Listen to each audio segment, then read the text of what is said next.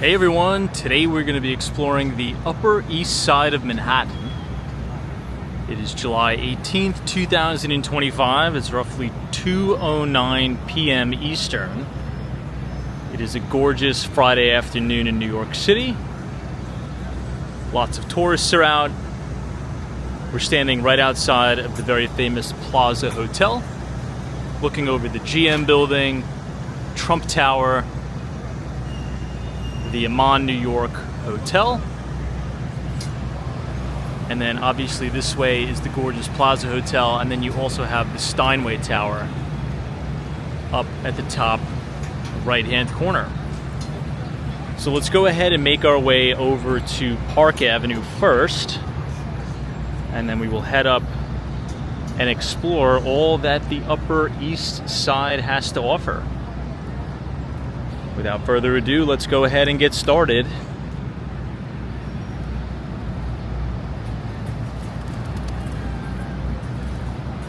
Right across the street is 781 Fifth Avenue. This is the Sherry Netherland Hotel. One of my favorite buildings in Manhattan, as it reminds me of one of my favorite books of all time, Reminiscences of a Stock Operator, based on the life of Jesse Livermore. He used to have a drink at the bar at the Sherry Netherland, and this is where he passed away by suicide. He took his life in the cloakroom of the Sherry Netherland Hotel.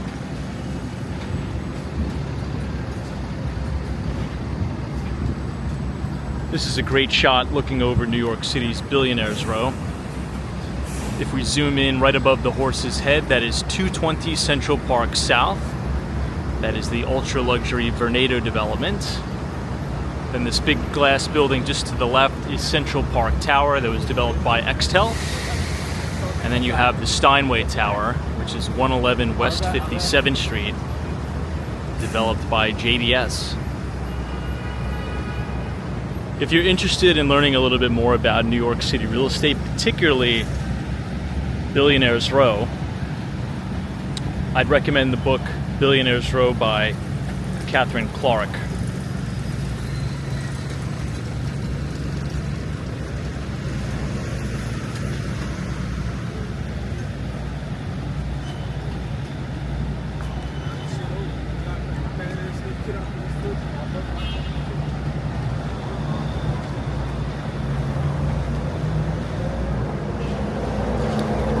This is another very sought-after building in New York. This is 520 Park Avenue. This is one of the most exclusive buildings in New York City.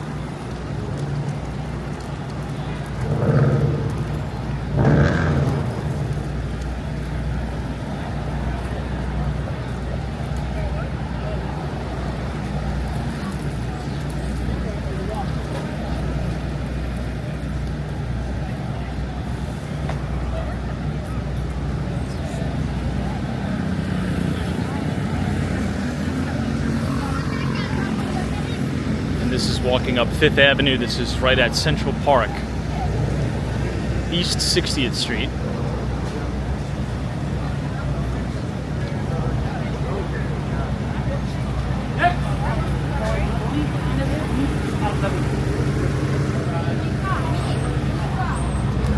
They have this really nice outdoor bookstore.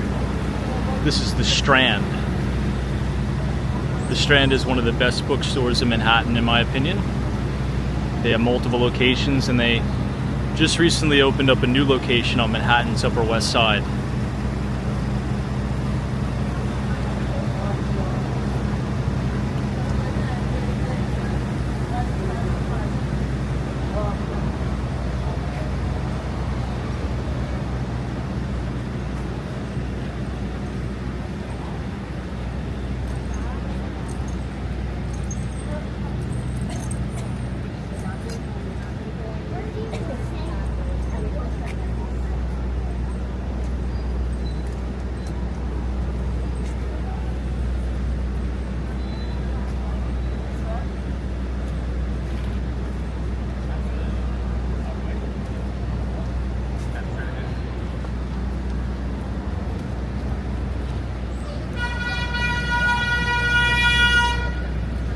the Fifth Avenue subway station, where you can get the N, R, and W trains.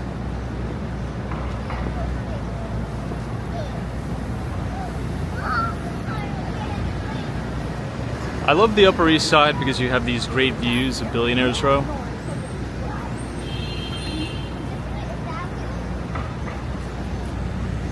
However, I will say the Upper East Side has kind of fallen out of fashion a little bit, mainly because a lot of the younger generation that has been moving to the city, Gen Zs and even millennials, they're kind of shifting their focus on where they want to live and what their priorities are. I'll give you some examples. Most people, or most young people now, want to live in a condo building that has a lot of the different luxury amenities, such as gyms, swimming pools. Sometimes they even have creative things like dog spas. And on the Upper East Side, a lot of the buildings not only are co-ops or cooperatives, but they're a little bit older, right? The Upper East Side is really known for a lot of that old money in New York. And over the years, much of the development has taken place in Midtown Manhattan, Tribeca, other parts of the city besides the Upper East Side. So the concentration of those condos that have those amenities are oftentimes not on the Upper East Side, at least not on the Upper East Side at that price point where most people can afford.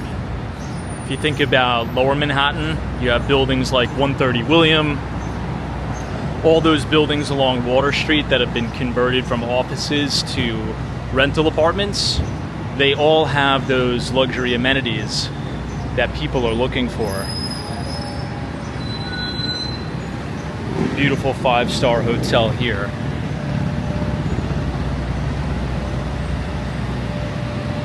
But still, many New Yorkers call the Upper East Side home.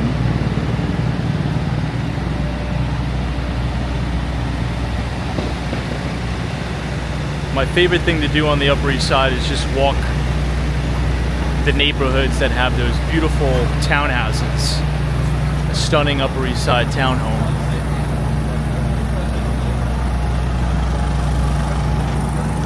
Even places like Sutton Place has a very, very high concentration of co-ops.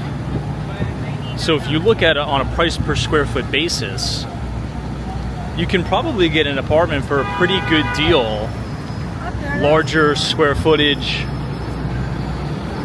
lower price per square foot, but just know it's probably going to be a co-op, and it's going to be an older building and not many amenities in the building.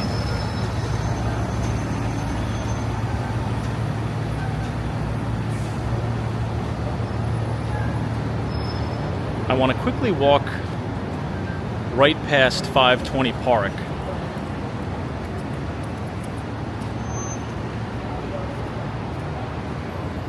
Just to show you the breathtaking limestone facade. I'd say the top 3 buildings in New York City that are known for that quintessential limestone facade that caters to New York's wealthiest would have to be 15 Central Park West, which is the Zeckendorf building. The architect on that project is Robert A.M. Stern. 220 Central Park South, which was developed by Vornado. Architect also Robert A.M. Stern. And then 520 Park Avenue.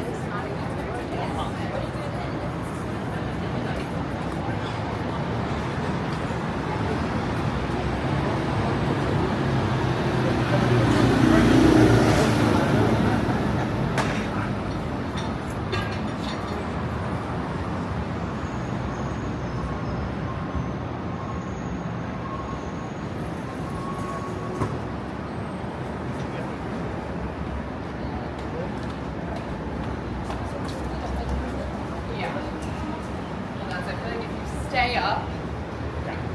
Upper East Side also has a large concentration of luxury boutique buildings. You have Valentino here. Really all up Madison Avenue, you're going to see a major concentration of luxury goods shops. This is East 60th Street and Madison right now. This is now looking southbound.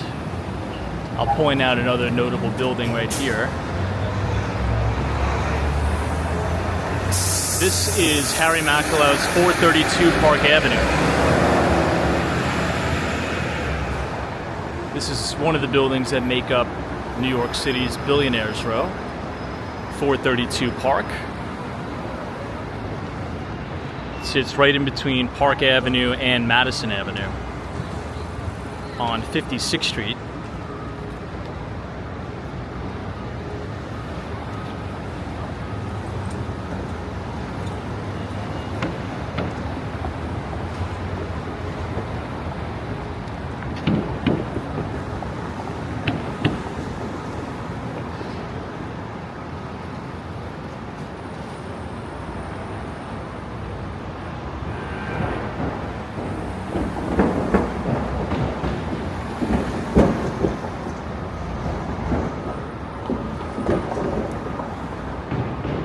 Coming up to the main entrance of 520 Park.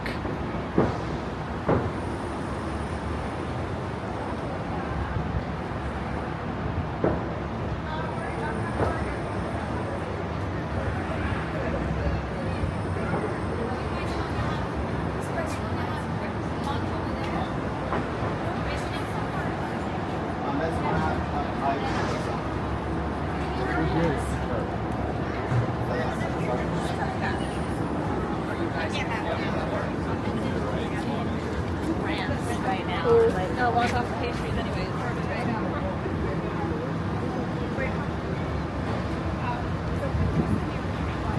Here's the main entrance now of 520 Park. Check out how beautiful the facade of this building is.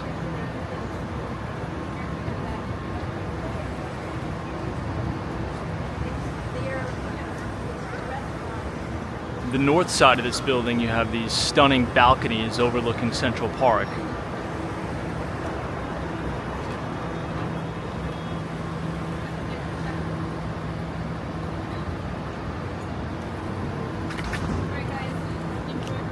Lots of nice restaurants all up and down too. You can see all the way over to the west side of the park.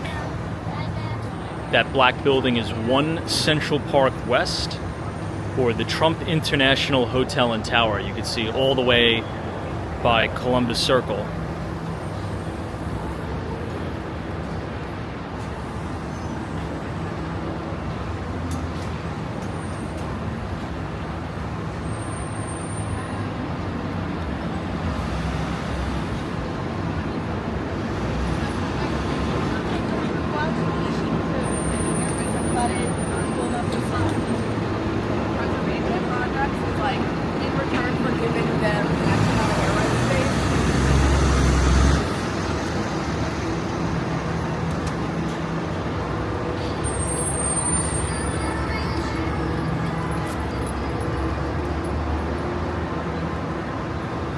Now coming up on Park Avenue, where we are going to make a left.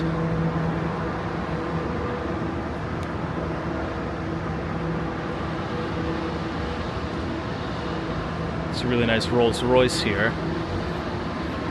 Very Upper East Side-esque.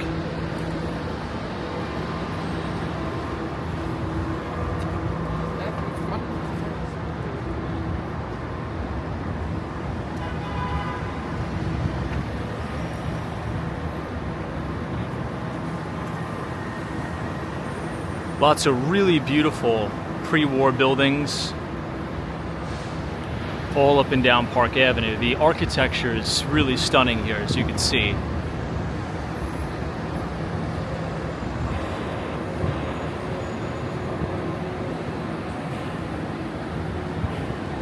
We now head northbound.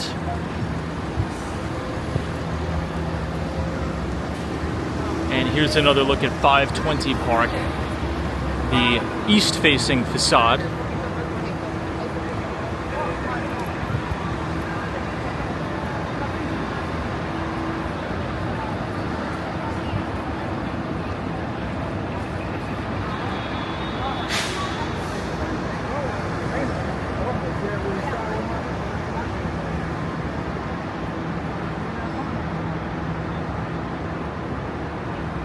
We're now on East 60th Street and Park Avenue, headed north.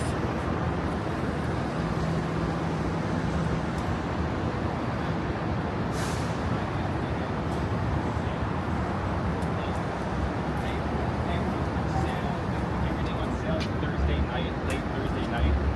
So Friday is the first day.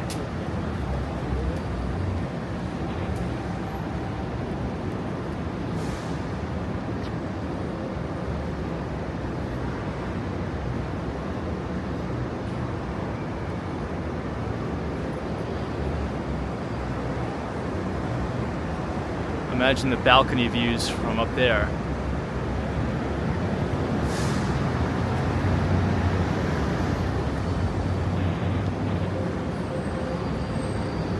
You'll also notice the streets are a lot cleaner. The sidewalks are a lot cleaner. Very well maintained. And the reason why I think that is because there's a lot of very expensive apartment buildings all up and down Park Avenue. And the buildings do a really, really good job on maintenance, keeping things clean, keeping things safe for the neighborhood. This is 530 Park Avenue to the left.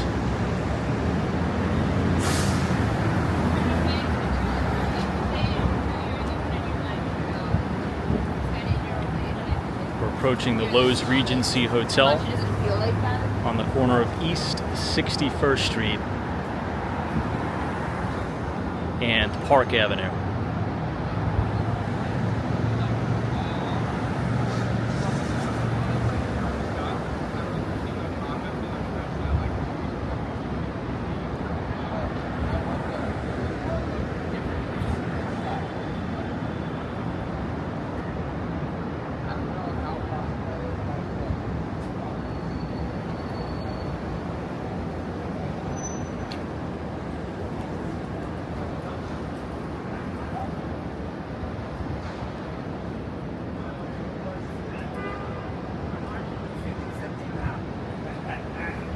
We'll walk back. 540 It's like Park Avenue.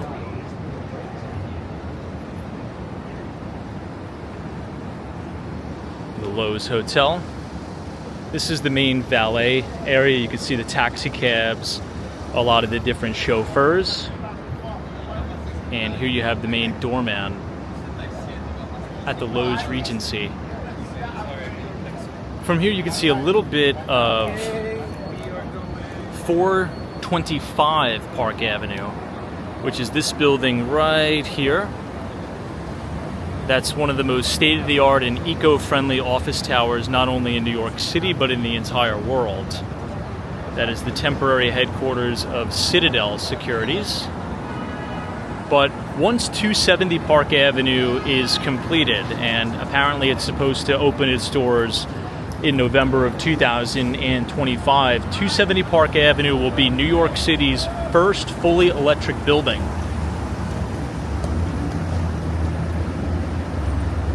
Which should be pretty exciting. It is going to be the most eco-friendly building in New York, 270 Park.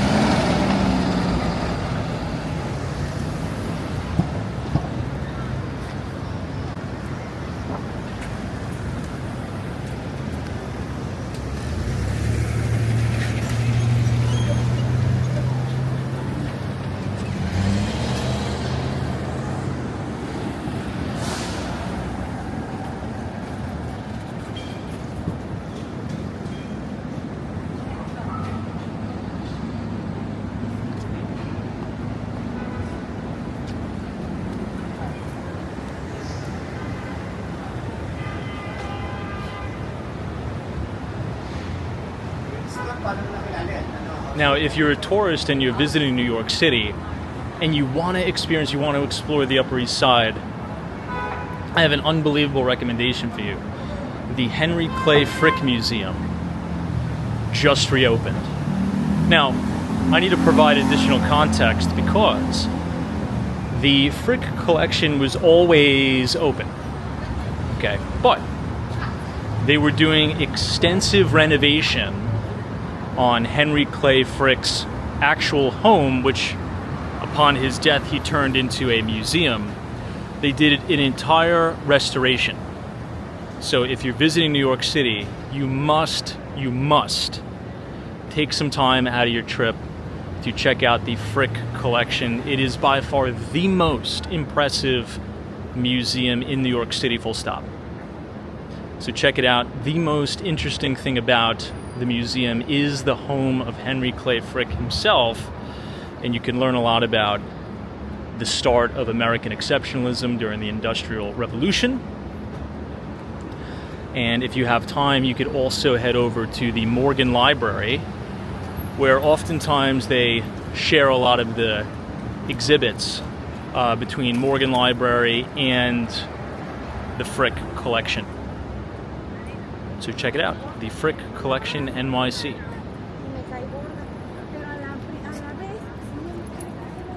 This is now 63rd Street. We'll make a left and we'll head back over to Madison Avenue because I want to show you some of the gorgeous townhouses on the Upper East Side.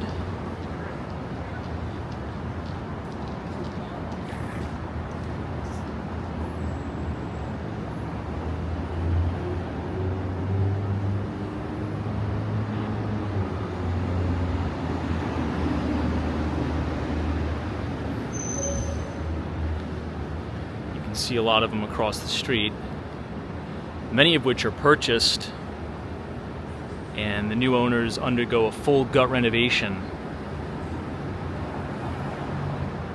I think the most impressive townhome in the city is in the West Village, and Steve Cohen purchased, it was a parking garage actually, I believe, and he turned the entire thing into this cartoonishly big and opulent townhome. Look at this one. This one is really stunning. You have that bright red brick facade.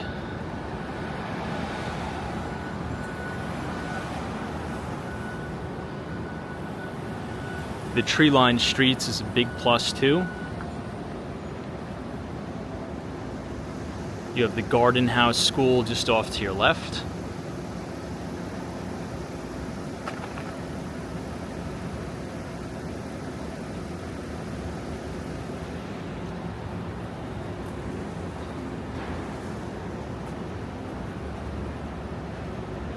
And now we'll continue over to, or towards Madison Avenue.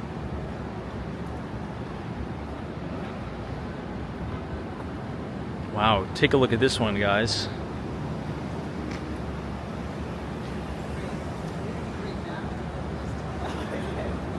I like those bay windows.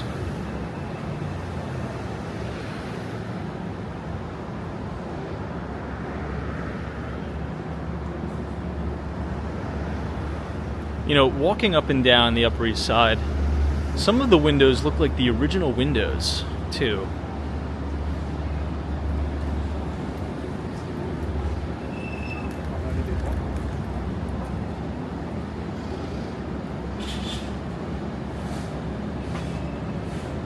Lots of beautiful restaurants and boutiques.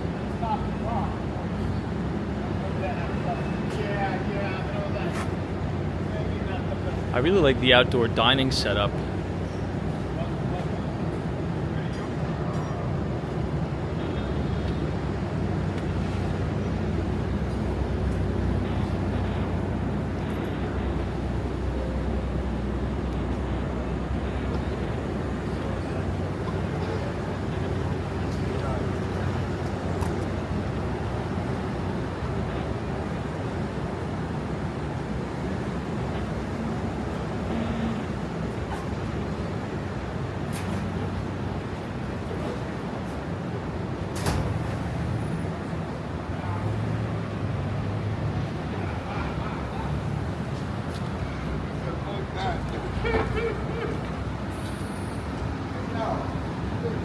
Okay, Madison Avenue and East 63rd Street.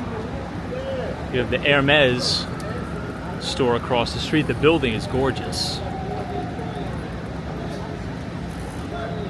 And then you have these classic layer cake buildings of the Upper East Side.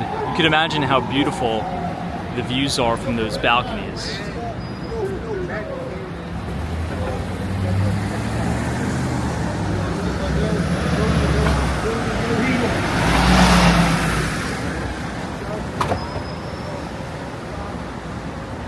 Again, all up and down Madison Avenue, you're going to have the very, very expensive boutique stores.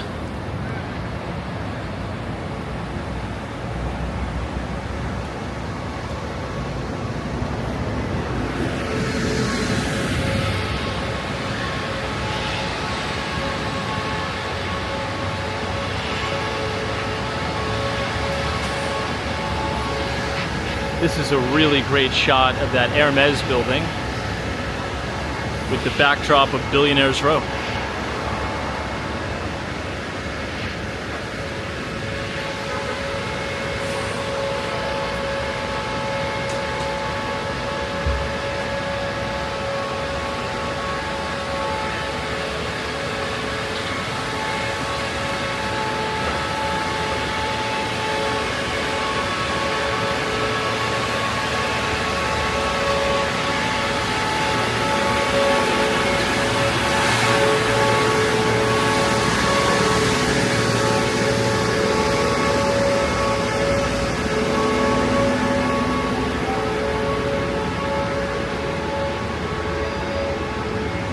We're now coming up on East 64th Street. Adjacent to us, you have the Bottega Veneta.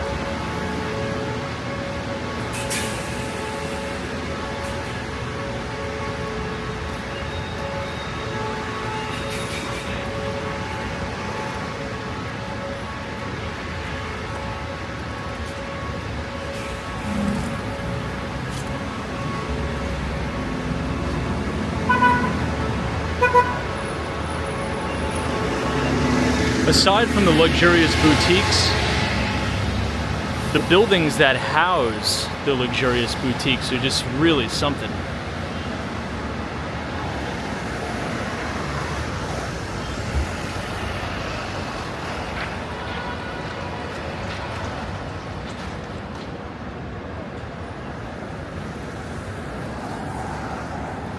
And this is looking southbound on Madison.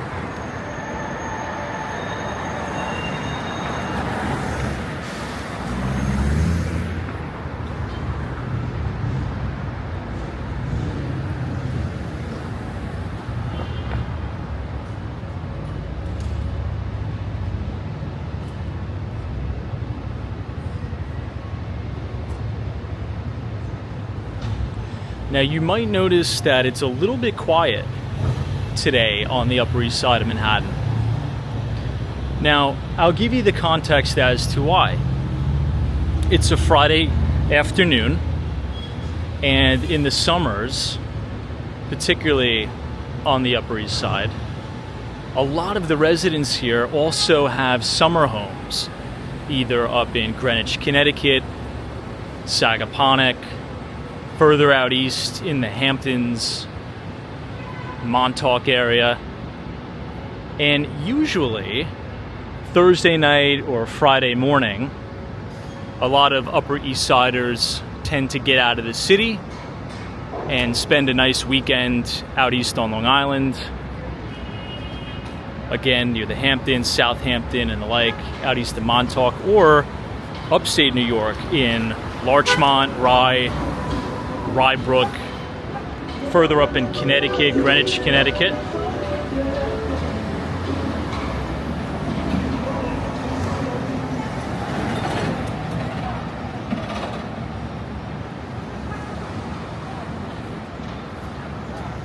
Now this building, where the retail you have the Giorgio Armani, is really stunning. These are luxury condos. This is brand new development, but they kept the architectural integrity in tune with older Upper East Side architecture. But if you zoom in, you notice the length of those windows. Beautiful floor-to-ceiling glass windows. Those are probably maybe 9-foot, maybe 10-foot windows. Those are huge. Right on the corner of East 65th Street.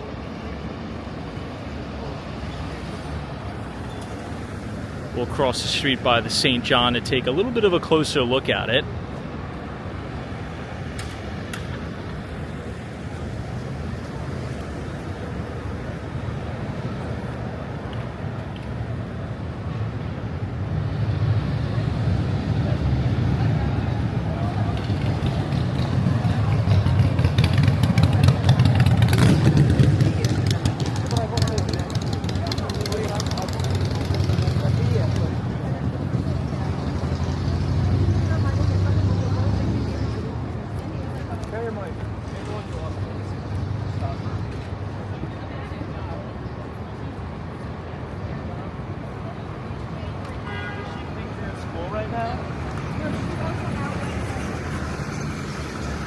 Now over here is the brand new Extel building.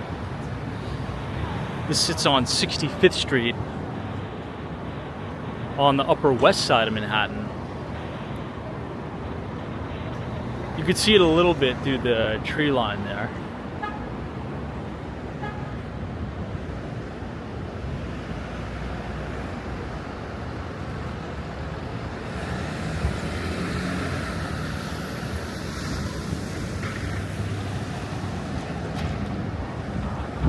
I actually want to go back across the street because I want to see that Extel development, or give you guys a shot of that Extel development a little bit better. While we're waiting, you can see this great view of 432 Park Avenue and the spire of 270 Park Avenue.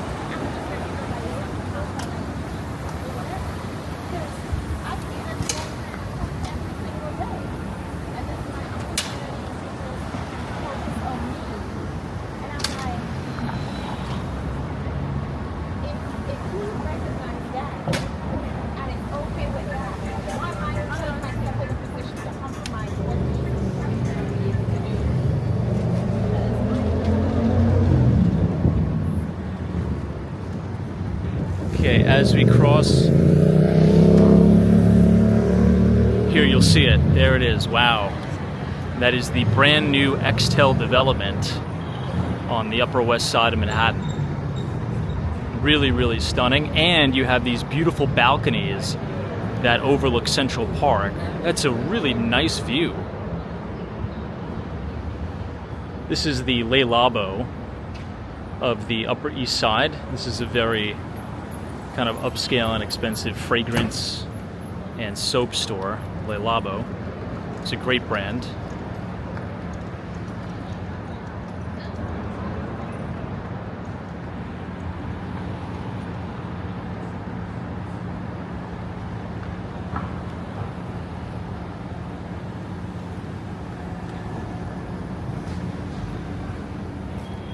Okay, let's continue on up.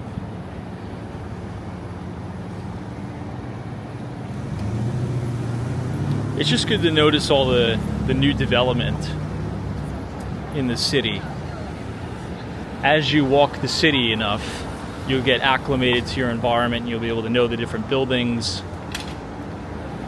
understand the different developers, the different architects.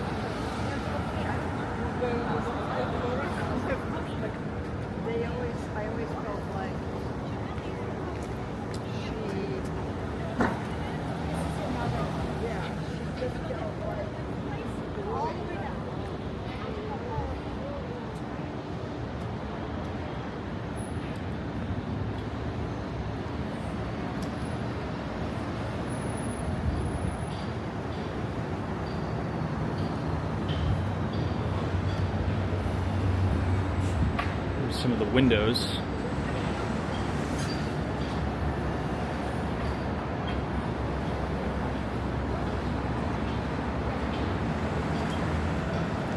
There's even the Armani restaurant.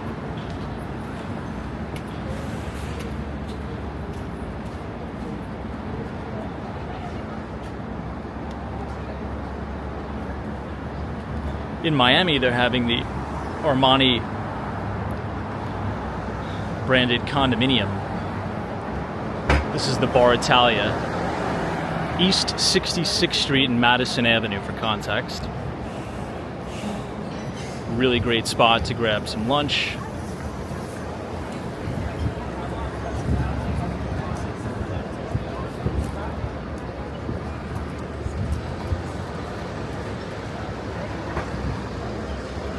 Look at how great this building looks right here.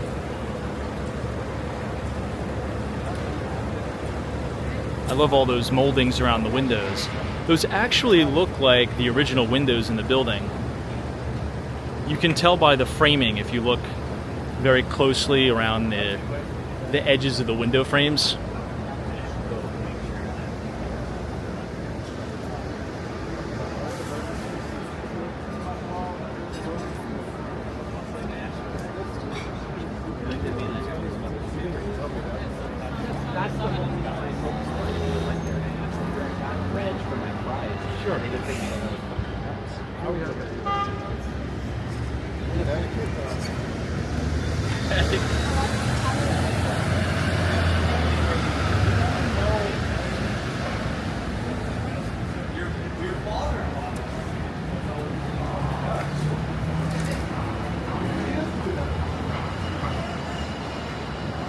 We're headed up towards 67th Street now.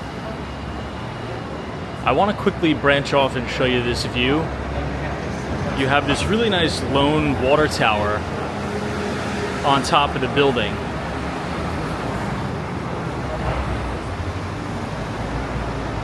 Look at what a great shot that is.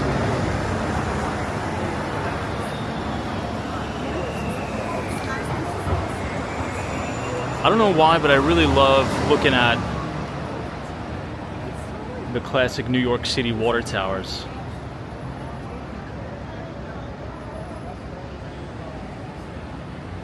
Especially in Tribeca. I would say Tribeca, Soho probably has the most beautiful and aesthetically pleasing because they have the cast iron facades.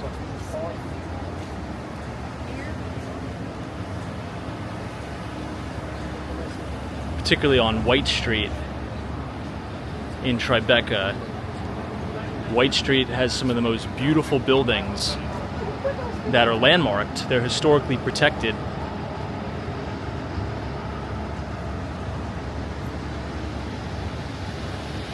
These are beautiful too.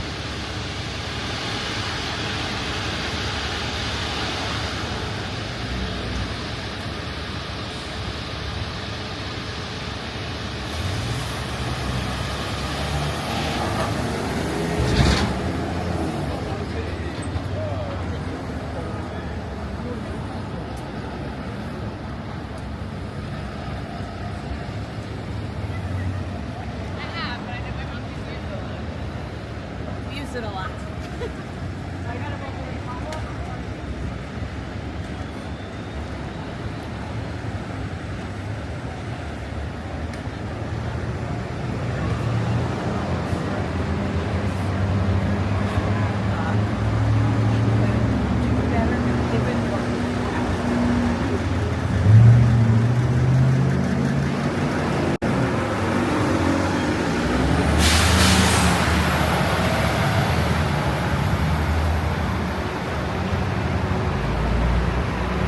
I really like looking at all the boutiques too.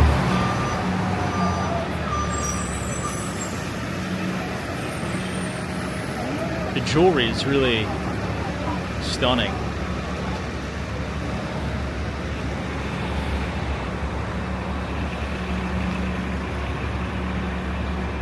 And then again, a great shot looking all the way back at 432 Park. Now we're on a little bit of a gradient. So technically we're walking laterally up a hill. So 432 Park Avenue and 520 Park are very, very prominent in the distance because we're on a little bit of a higher vantage point to be able to see them. You don't notice it really when you're walking the Upper East Side, but you are going uphill.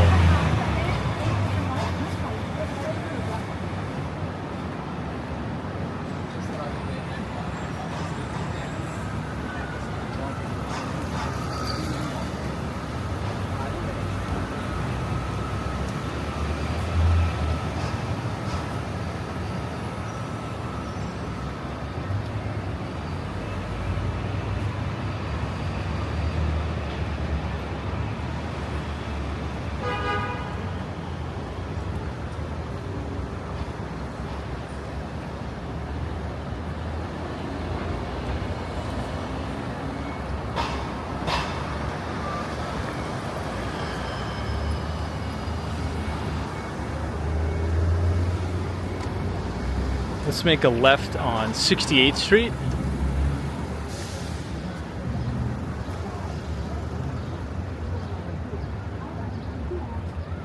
And we'll walk towards Central Park.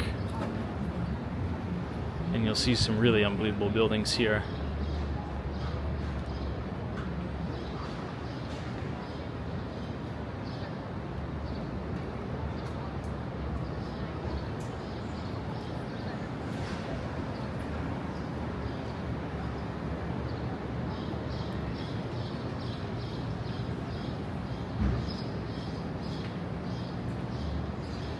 Wow.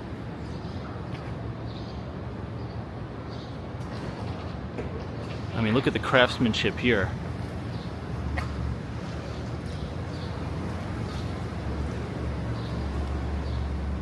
I really enjoy the door with that gold outer trim.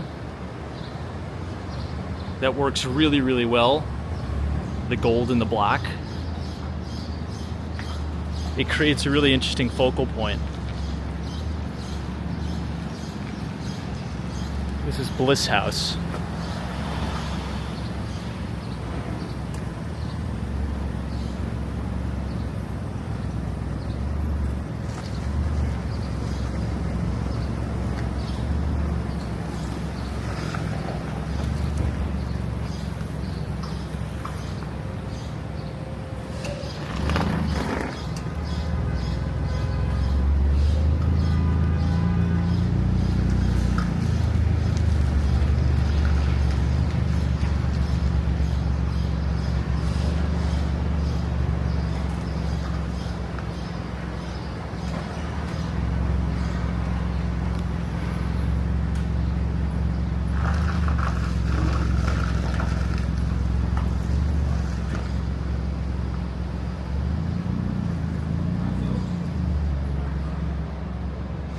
Continue to go all the way back to 5th Avenue,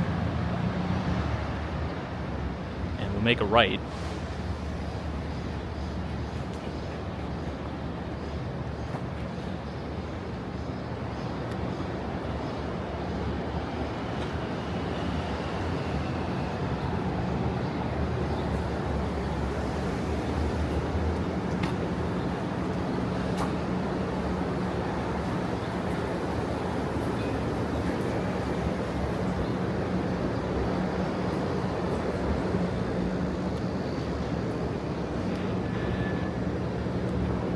Let me know what you guys think in the comments.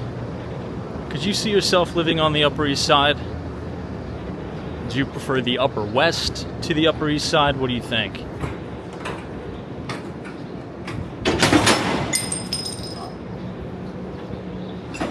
Eesh. Okay, welcome to Central Park.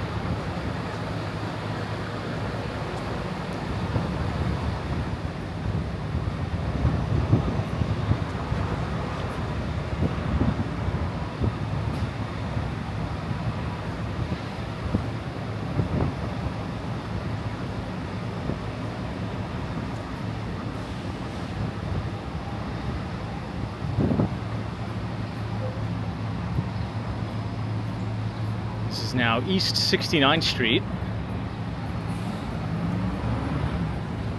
But I want to continue to walk a little bit further to show you all the Henry Clay Frick house.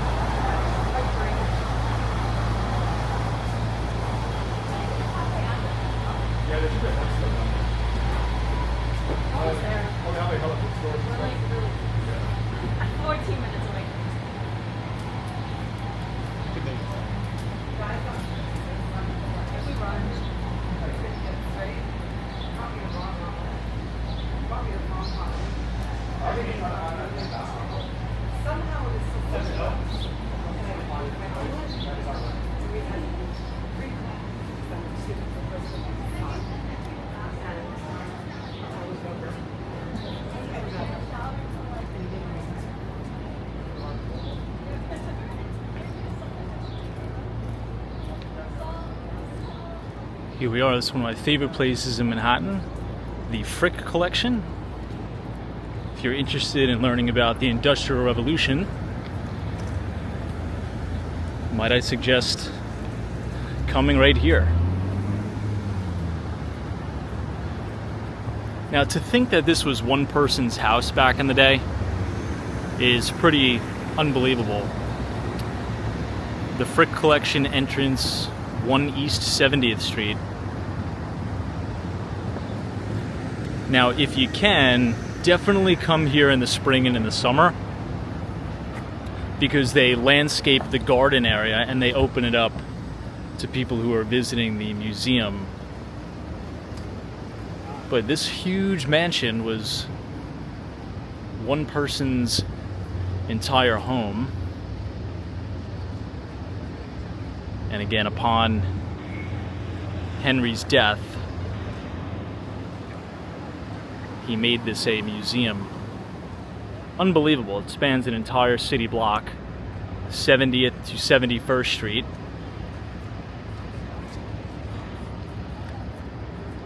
And this is the entire outside garden.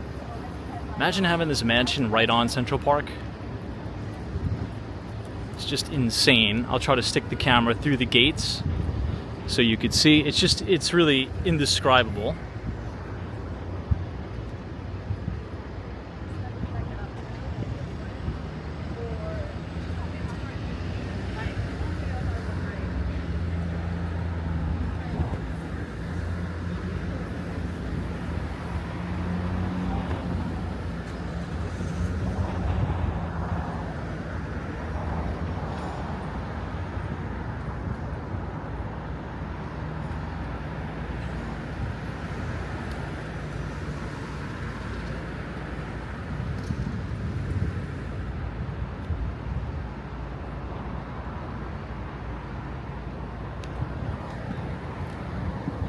Now take my word for it and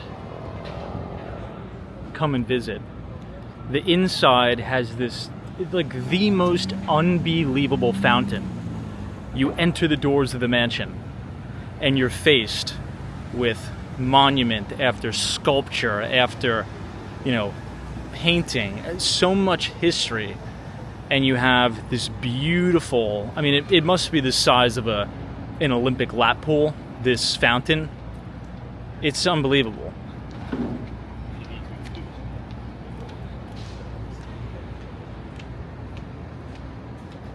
We'll walk the entire perimeter of it.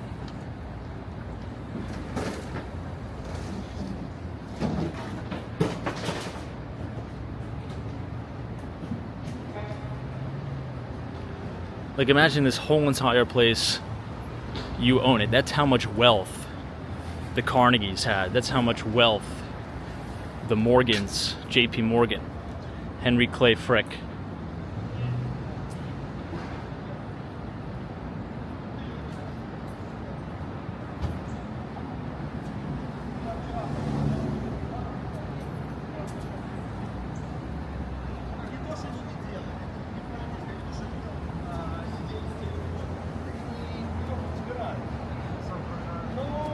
Вот и все.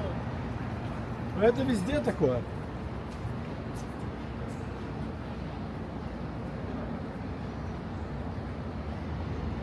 Now, Henry Clay Frick, born in 1849, he passed away in 1919. He was a major American industrialist, particularly influential in the coal, coke, and steel industries.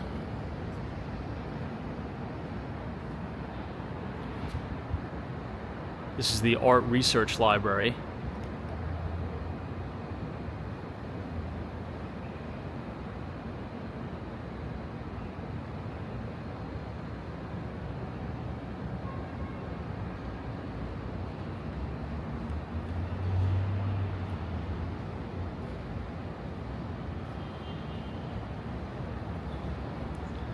Now, Frick founded H.C. Frick and Company in 1871, pioneering the use of coke, which is essentially a coal derivative, vital for steel production.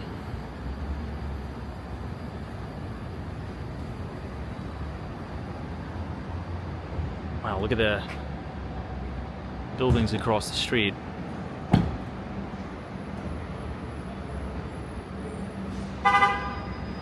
Now, what he did, he leveraged his business acumen as well as his family connections, particularly a critical loan from Andrew Mellon.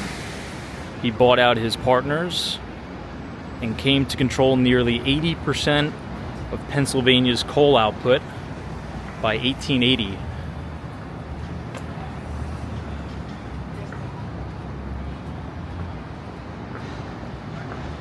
He later went on to partner with Andrew Carnegie, eventually serving as chairman of Carnegie Steel Company. He was a key architect in the formation of U.S. Steel in 1901, helping the conglomerate become the world's largest steel and coke manufacturer at the time.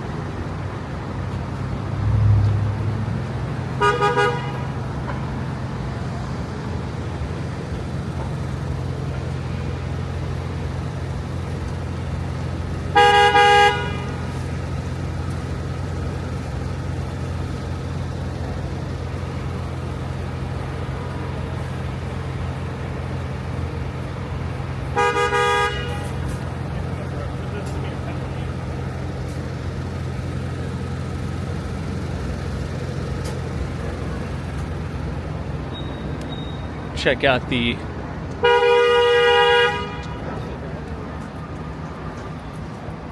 Polo store, or I should say Ralph Lauren.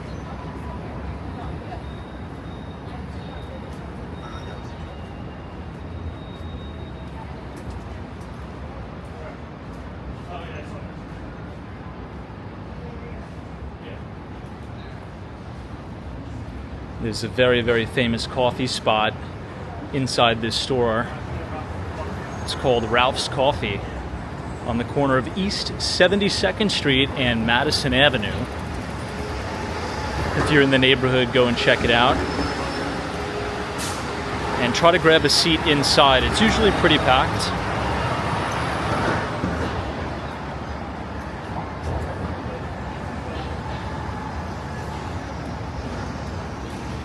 But it definitely is worth it. That's bad news. Yeah, that's bad news in middle school.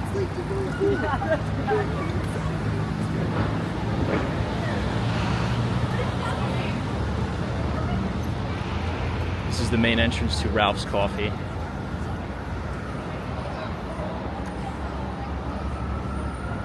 The building in and of itself is quite nice.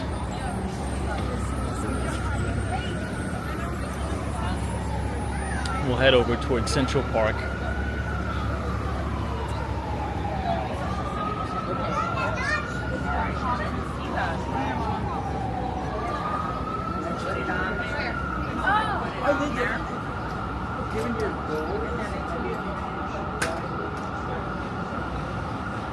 And we will end it right here, my friends. If you enjoyed that walking tour of the Upper East Side of Manhattan, feel free to leave a like on the video, subscribe if you're new, and as always, we will see you all in the next one, and thank you so much for joining us. Have a wonderful summer, and take care.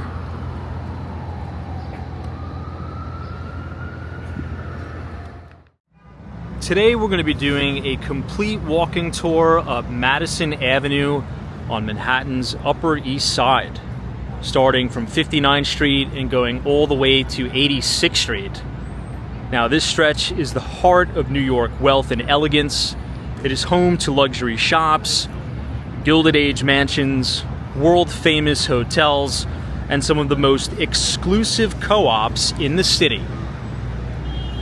For some context here, we're standing on the corner of West 59th Street and Grand Army Plaza.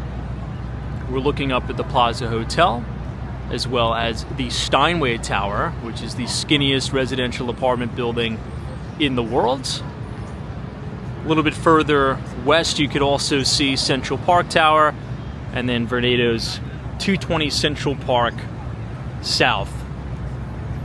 The building dead set in front of us, with that kind of green and goldish top, that is the Crown Building, which is now home to one of the most luxurious and famous hotels in New York City. That is the Aman New York. Looking a little bit further east, this is one of my favorite buildings. This is 781 Fifth Avenue. As you know, this is the Sherry Netherland Hotel. This has historical significance to me. If you've ever heard of the legendary stock trader Jesse Livermore, he used to frequent the Sherry Netherland all the time, and he unfortunately took his own life in the cloakroom of the Sherry Netherland on Thanksgiving. On today's walking tour, we're going to be talking about some of the major five-star luxury hotels, as well as some of the most exclusive clubs in New York City. There's just so much to talk about as it relates to the Upper East Side of Manhattan that it's quite impossible to cover everything in just one video.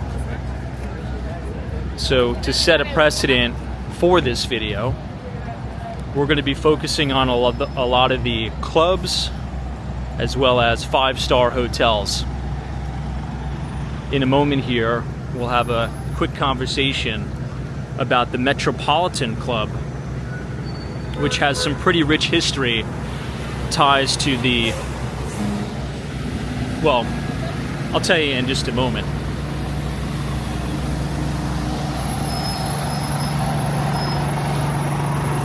This is the Friday before Labor Day weekend officially starts, which is said to be really the last hurrah of summer. We're now on the corner of East 60th Street and 5th Avenue. And I'll direct your attention to this beautiful building right here on the corner.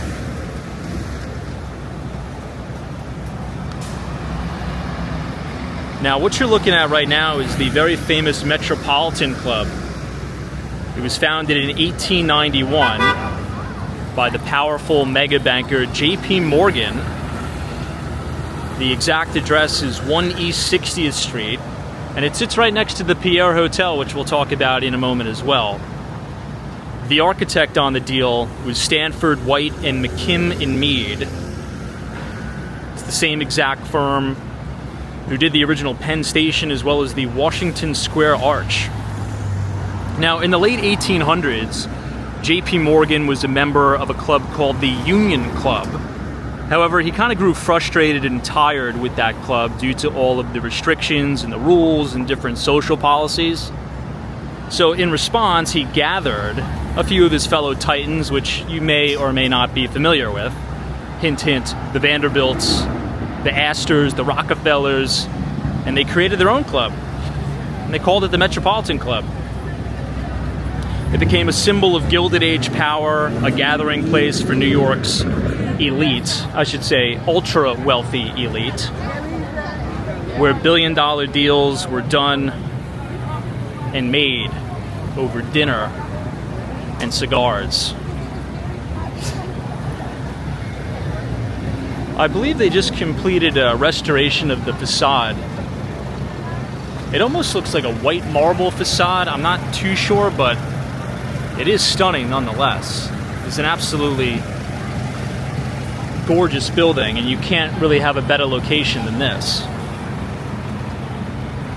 The building opened in 1894, and Stanford White gave it an Italian Renaissance style. We'll cross the street now, and I want to show you the historical plaque just so you can see for yourself.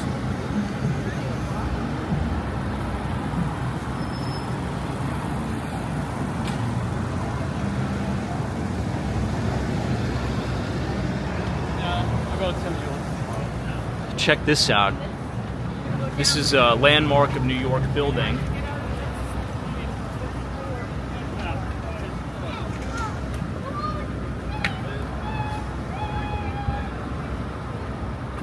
You can see McKim, Mead and White. It's just a stunning, stunning facade.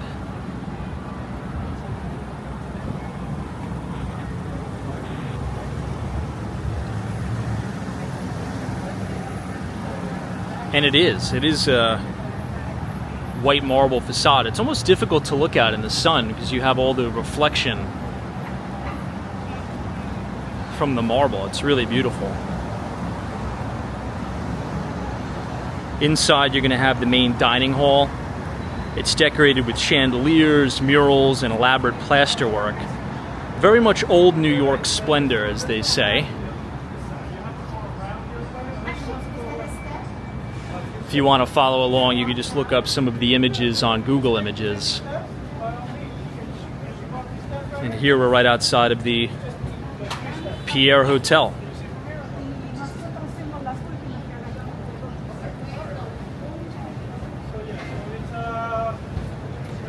Such a stunning entrance, too. Such a grand entrance. Unfortunately, there's all this scaffolding around the building, which is a little bit of a bummer because I'd really love to showcase how beautiful the facade is. You can kind of tell they're trying to do the best job they can with like decorating the scaffolding, but it is what it is. That's one of the things you're going to have to deal with if you come to New York. Oftentimes there's mandatory facade work that needs to be done, and that means some of the most beautiful buildings that you want to see are going to be covered in scaffolding. It is what it is. Now, the Pierre Hotel sits at 2 East 61st Street, right on the corner of 61st and 5th. The hotel opened in 1930, and it was designed by Schultz and Weaver, the same exact team behind the Waldorf Astoria. Which, by the way, the Waldorf Astoria right on Park Avenue has now finally completed its full renovation, and you could purchase condo units inside the Waldorf Astoria as well. You can't really see it, obviously, due to all the scaffolding, but this building has a beautiful copper roof, and obviously a lot of French inspiration went into this. The Pierre is one of the most elegant landmarks in New York City today. And it is not only just a hotel, but there's also private residences here as well that could fetch upwards of $70 million. Here you can see the Pierre. It says "Dine with a View."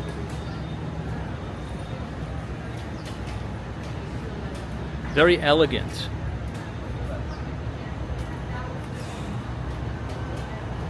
Now, if you'd like to follow along, I want to show you guys one of the most magnificent real estate listings in New York City, right here at the Pierre. If you go to streeteasy.com, just type in 795 Fifth Avenue, penthouse PHE and PHW. This is the crown jewel apartment right here at the Pierre, and it was last on the market for an eye-watering $95 million. Okay, I'll say that again. It was last on the market for an eye-watering $95 million. And I'd like to take a moment to read the listing description for you all, just so you can get an idea of just how exclusive that property is. Here's the restaurant at the Pierre. It's quite nice with the outdoor dining, and again, they do the best job that they possibly can of compensating for all of this scaffolding, but it is a stunning building. Now, the penthouse located at the Pierre Hotel encompasses the entire 41st, 42nd, and 43rd floors. You have beautiful 360-degree views of Manhattan, a truly incomparable property. The penthouse is located within one of the greatest hotels in the entire world. It is the triplex penthouse at the Pierre, a residence that will forever remain without peer in Manhattan. The residence encompasses 16 grand rooms. The living room is considered the most magnificent privately owned room in the entire world. This elegant space includes the original ballroom right here at the Pierre Hotel. There are 4 adjoining terraces, 5 master bathrooms, 5 master bedrooms, and 3 half baths. You'll also have 5 full working fireplaces, separate guest suites, plus staff accommodations. I'll turn around here so you could kind of see some of the architectural detail on the side entrance. Look at how beautiful that is. Now, in the apartment off the main entrance are the penthouse's secondary interior stairs, private elevator, your main kitchen, and staff bedroom with bathroom. There is an interior elevator and 2 designated staff members from the Pierre to provide maid service to your apartment. Pretty amazing. So again, that is the penthouse PHE and PHW at the Pierre. Make sure you check it out on Street Easy. Such an elegant property. Hey Frank. How are you? Good and you? Good, thanks.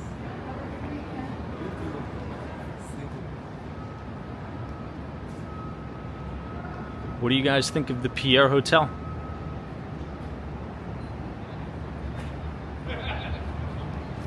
We'll now cross over towards Madison Avenue now, and then we'll stay all the way on Madison, all the way up.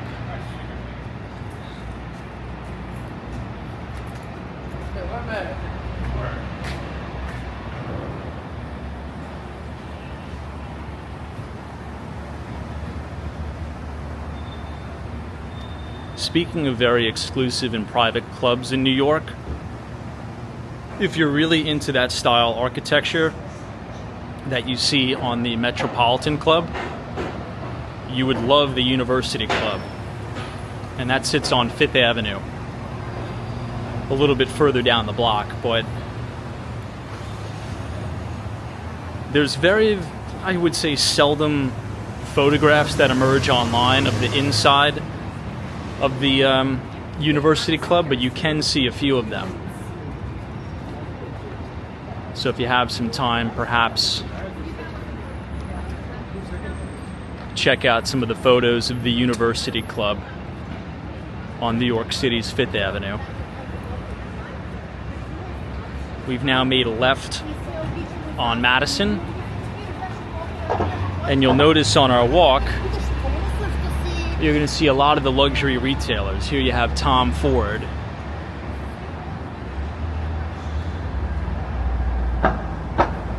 And really elegant and beautiful buildings. Within the retail space, you have all of these. Just really nice high-end retailing.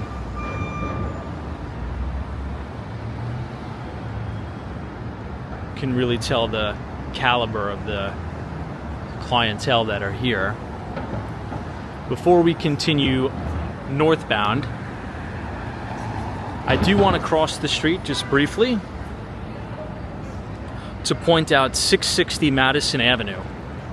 that sits on the corner of 61st and Madison. This is the old Barney's New York building that used to be the main flagship Barney's, which is really a stunning property. I'll turn around and you can see it right here. I believe it's still completely vacant. Now, Barney's closed in 2020, but its classy 1990s building still remains.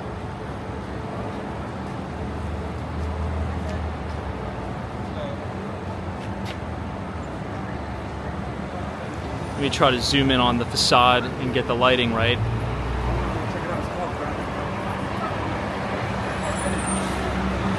Now, Barney's New York is an American brand founded in 1923 by Barney Pressman that fully operated full-line department stores from 1923 until 2020.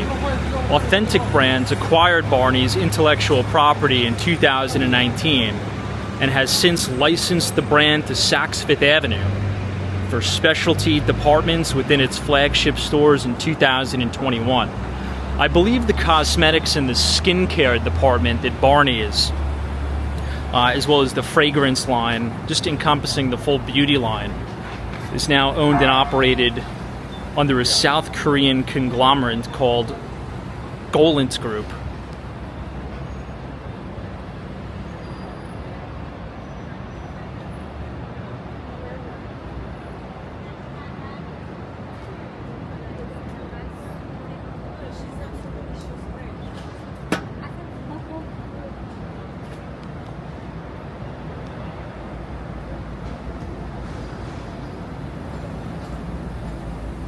You might notice the Upper East Side seems a little bit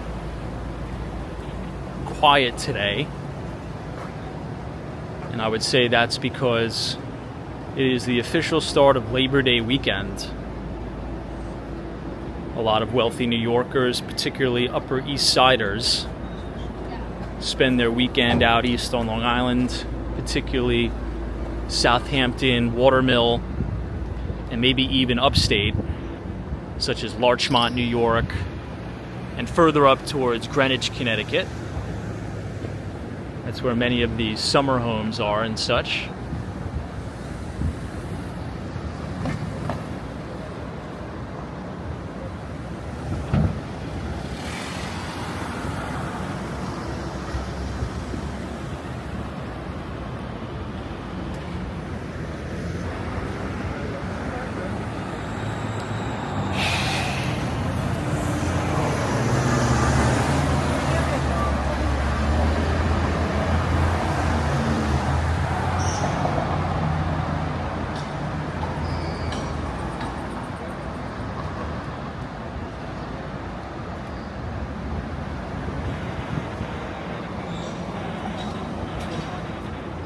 We're going to go all the way up to the Ralph Lauren flagship store and then check out two really, really nice hotels.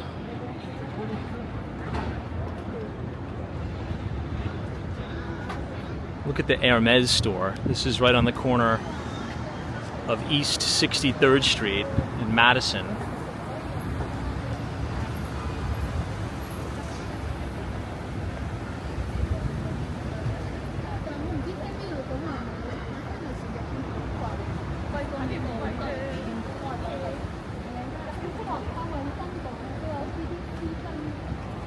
Really nice.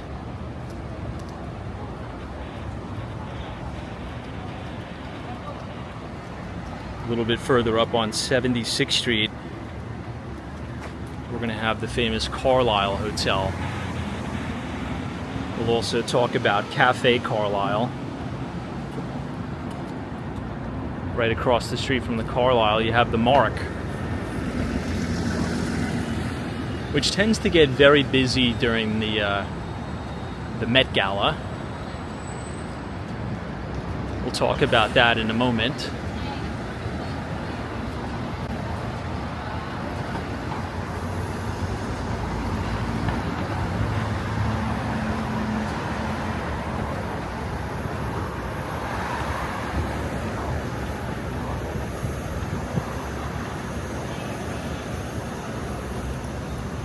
great building.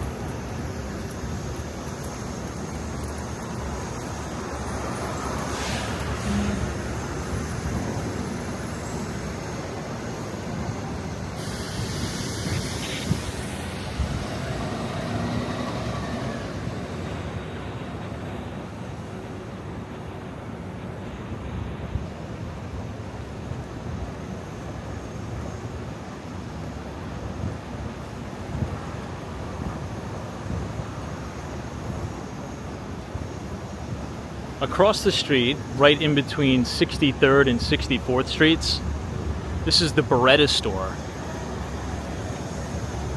Beretta is a brand that goes back since 1526.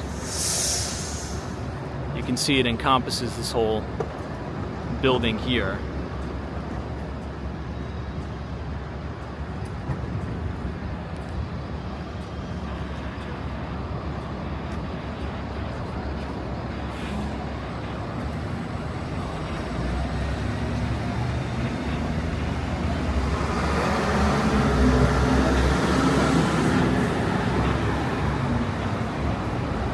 On the corner of East 64th Street, you'll have Bottega Veneta. That store is housed in just an absolutely gorgeous building.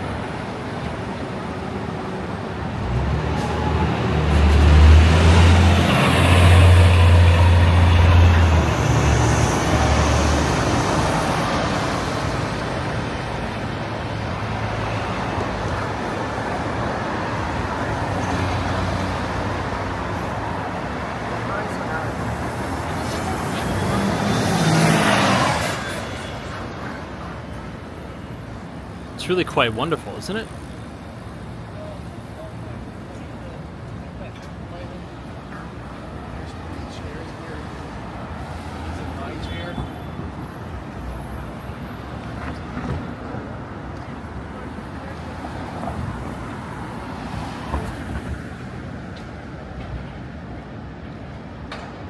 The Upper East Side is always very well kept, very well maintained, very elegant. Very seldom will you see, garbage on the ground, things out of place. It's a very orderly, well-maintained, and well-kept place.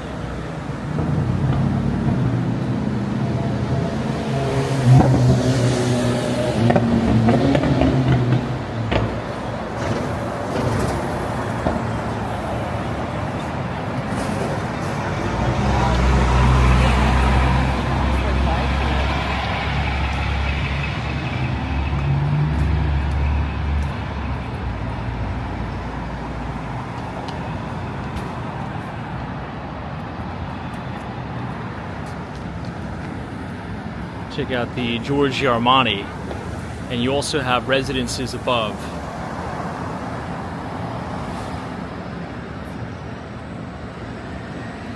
"760 Madison Avenue." I'll give you a better look at the top.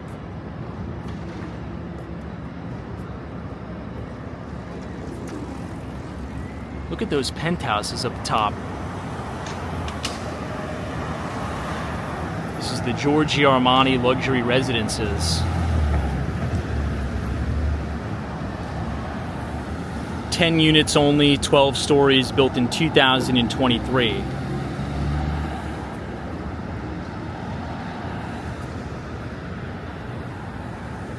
We'll look at the main entrance for a moment.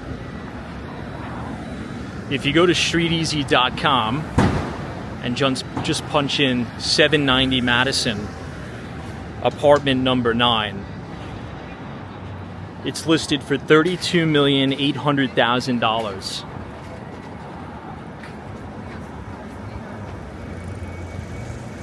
It has 9 rooms in total, 4 bedrooms, 4.5 bathrooms, and it's 4,530 square feet.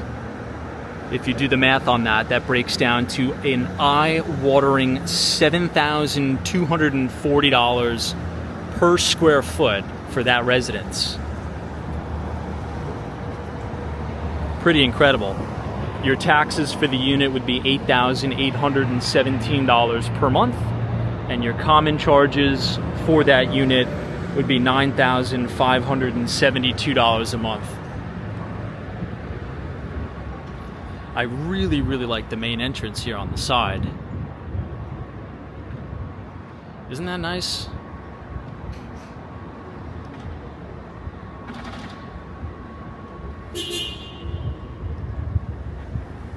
Absolutely stunning.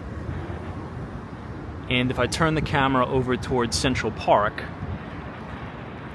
in the distance you'll see Extel's newest project, which is currently the tallest building on the Upper West Side of Manhattan. As you know from watching our prior walking tours, Extel is one of the most prominent New York City real estate developers for ultra-luxury condominiums. They're the ones who pioneered New York City's Billionaires Row, with 157 West 57th Street.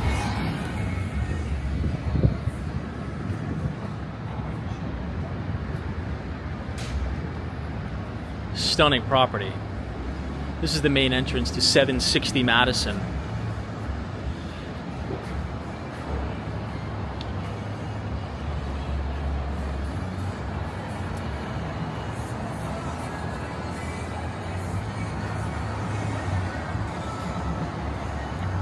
Let me know what you guys think of the Giorgio Armani residences.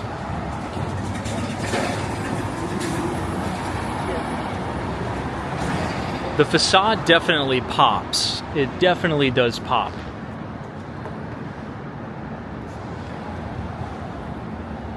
Very elegant and very bright.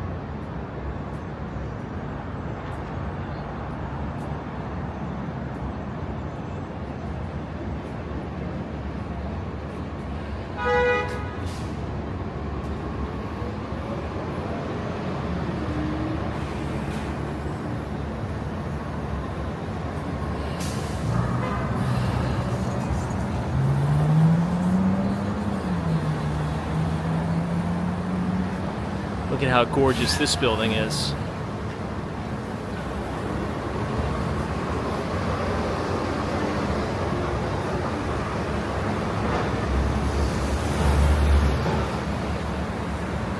And we're about to pass Bar Italia. You can see everybody dining outside.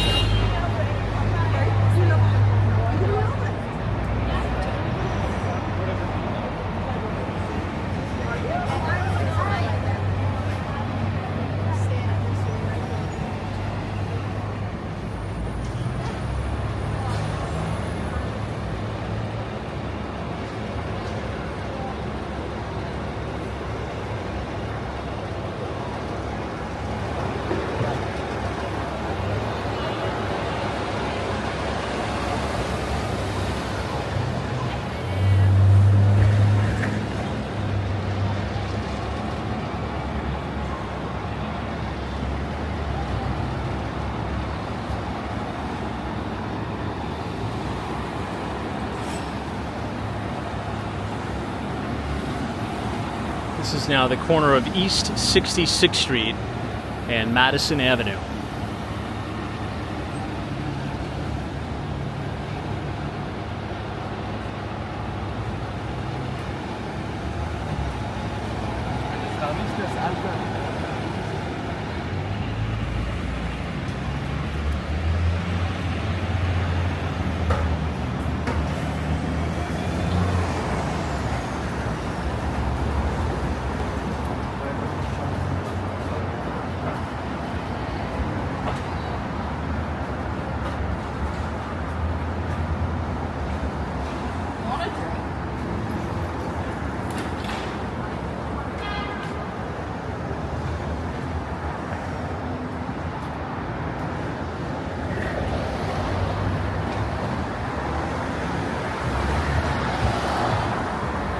see the different facades to the boutiques and storefronts.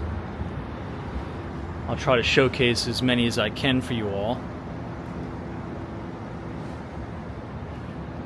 We'll look at these views looking back down into Midtown Manhattan. You could see 520 Park Avenue, which is the Zeckendorf building. You see 432 Park Avenue, and then you see the new JP Morgan Chase office tower at 270 Park.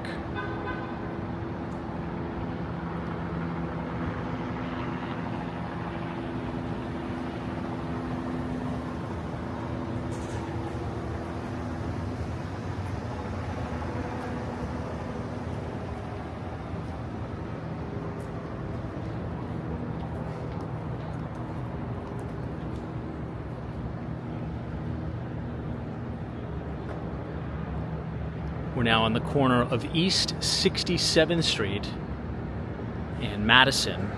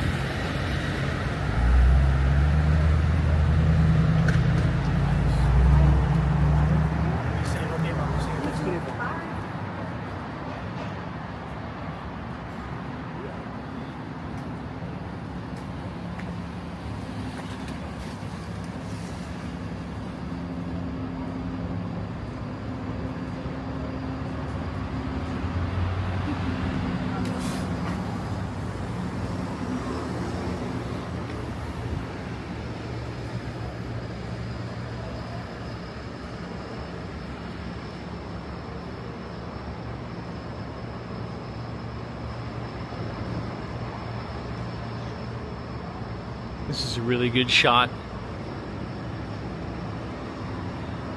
The cityscape at the New York City water towers.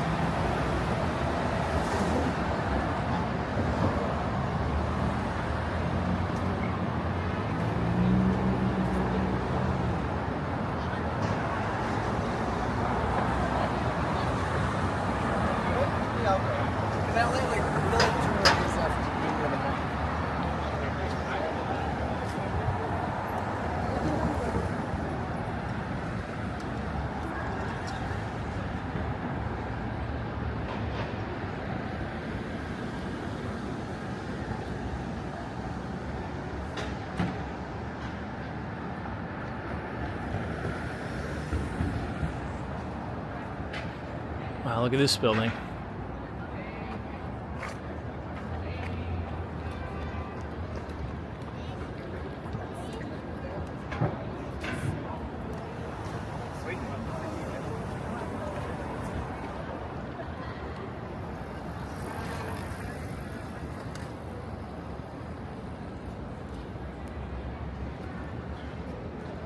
Look at how quiet the Upper East Side is today.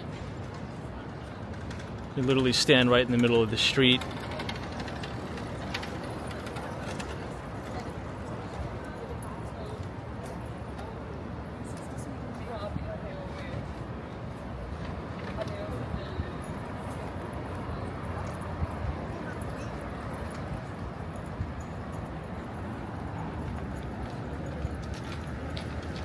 Certainly quite the view.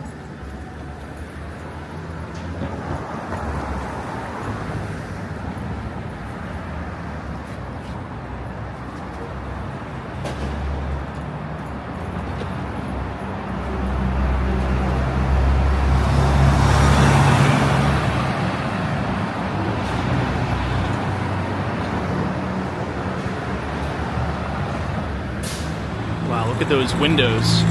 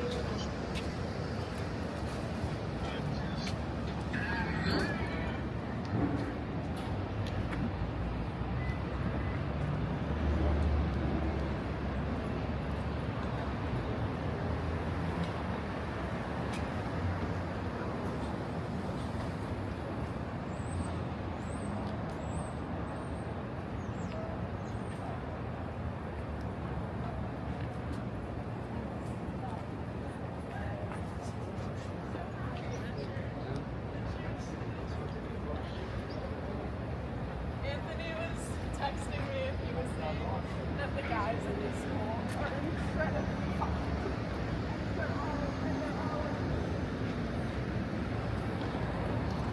This is now East 69th Street.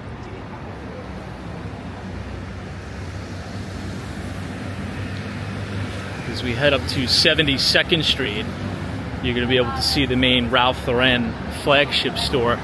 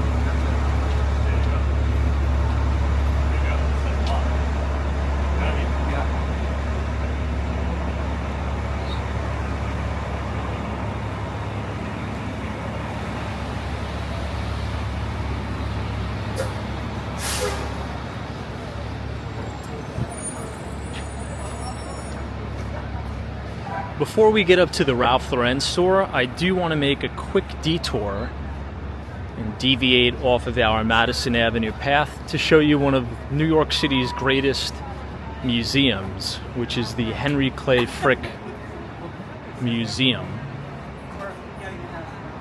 For those of you who don't know Henry Clay Frick, he was an industrialist during the Industrial Revolution. If anybody here is from Pittsburgh, Pennsylvania, or just generally from Pennsylvania, you've probably heard of Henry Clay Frick in some capacity.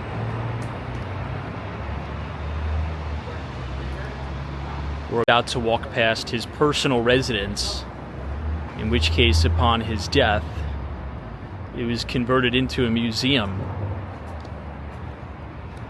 And over the last few years, it's been under renovation. And in my opinion, it's one of the most beautiful museums in the city. Just take a look at all the garden frontage here.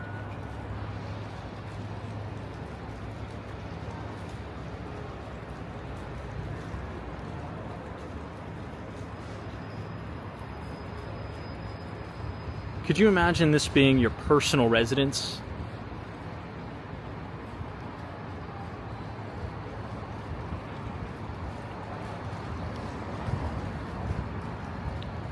If you're visiting New York City, I've said it before, this should be the #1 choice. If you could visit only one museum, this should be it here.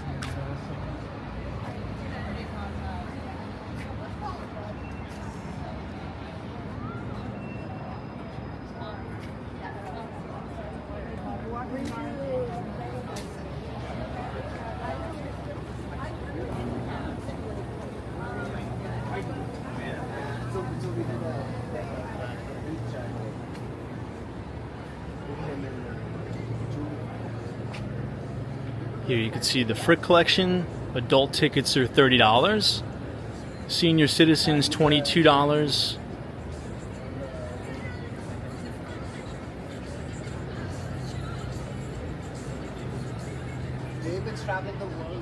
Stunning. Wait until you see the main facade from Fifth Avenue. I mean, I could just like by the time like you and I were done. In my view, it's not necessarily the artifacts and all of the beautiful art that are within the museum that's the most fascinating part. The most fascinating part is the house itself.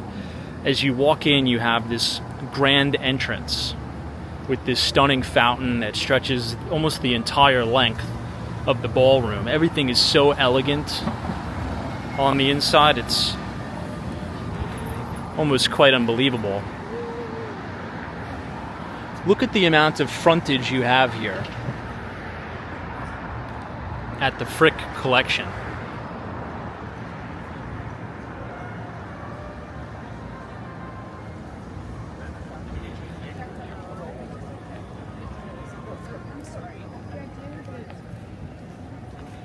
In the summer, they sometimes open up the garden for guests.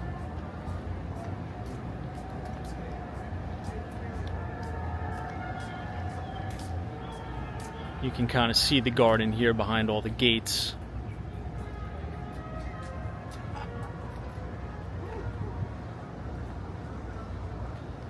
Again, and engraved on the front of the house, you see the Frick collection. It's really hard to believe that at a point in time this was his personal residence. I mean, just look at the courtyard, just the meticulousness. Pay attention to the details on the pathways, those individual rocks.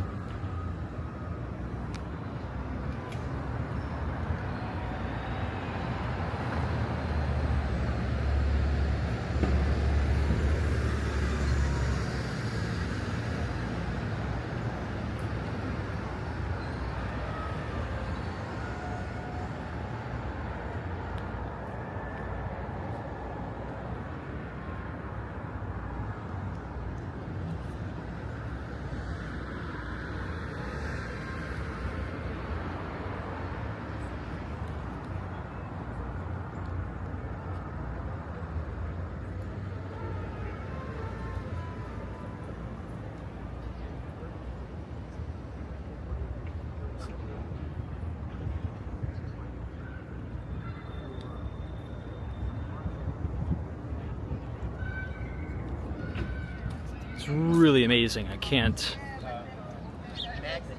state that enough. Which are only made in China. Like anticipating. I mean, look at the details on the building. All these moldings.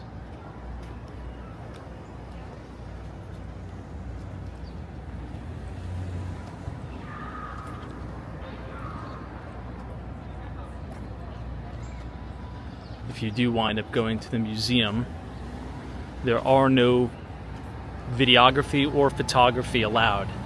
So you can't take photos, you can't take videos.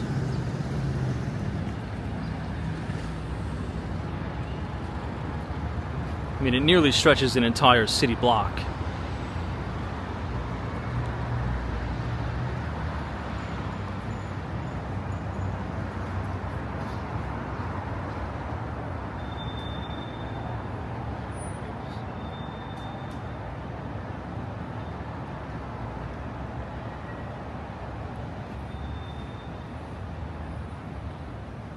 The two hotels that we're going to talk about a little bit later in the video, the Carlisle as well as the Mark, is really quintessential Upper East Side, old world Manhattan luxury.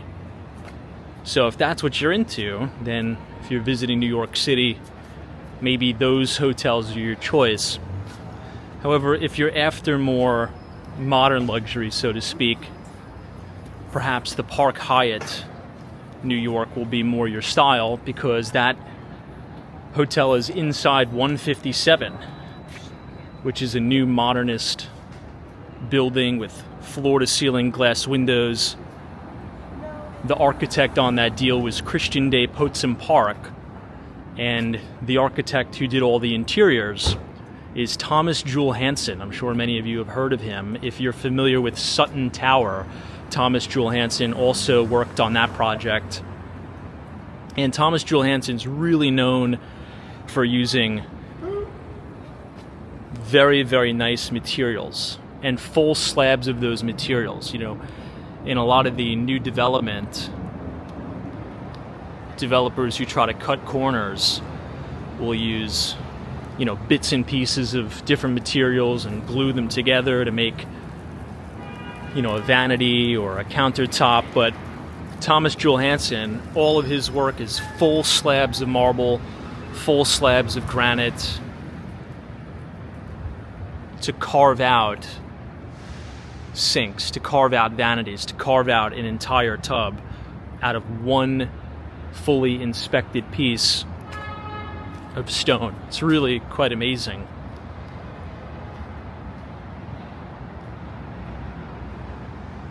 Wow, look at how beautiful this building is here.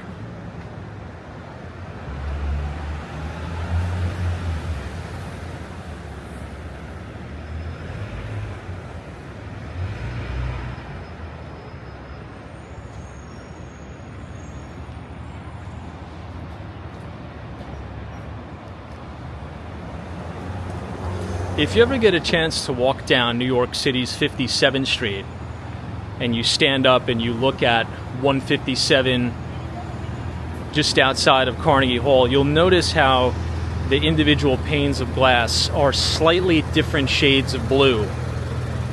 And they're contorted in a way to resemble a waterfall, and that's really what Christian de Potsdam wanted. He wanted the facade of 157 to resemble a waterfall of water gracefully trickling down the building.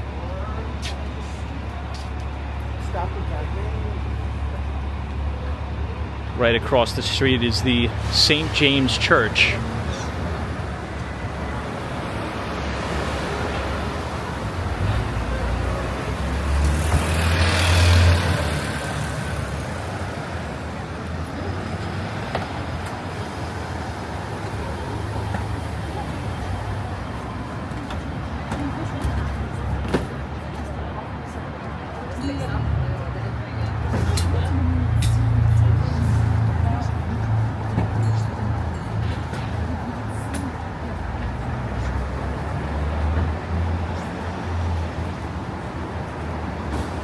Here we are on the corner of 72nd Street in Madison.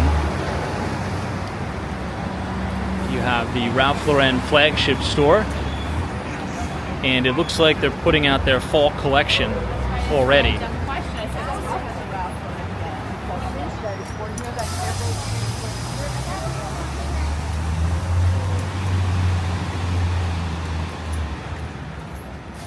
You can see the architecture on the side of the building is stunning.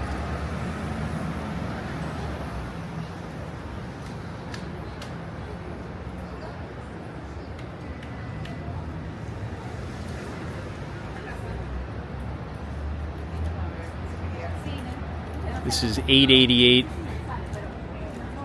Madison Avenue. This building was built in 1899, and it serves as Ralph Lauren's flagship store.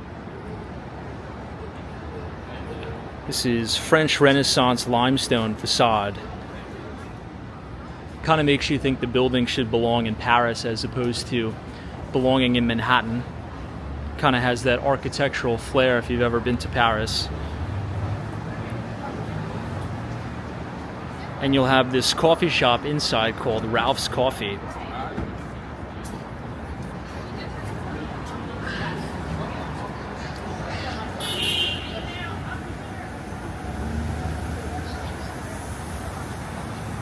Looks like the coffee shop is quite busy today too.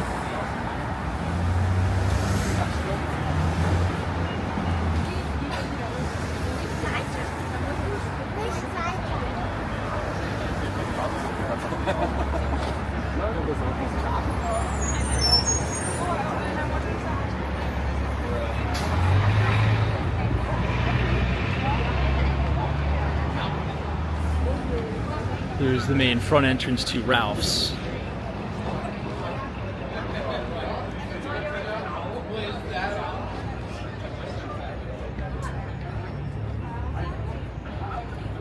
you have the option of dining inside. The dining room of Ralph's is quite nice.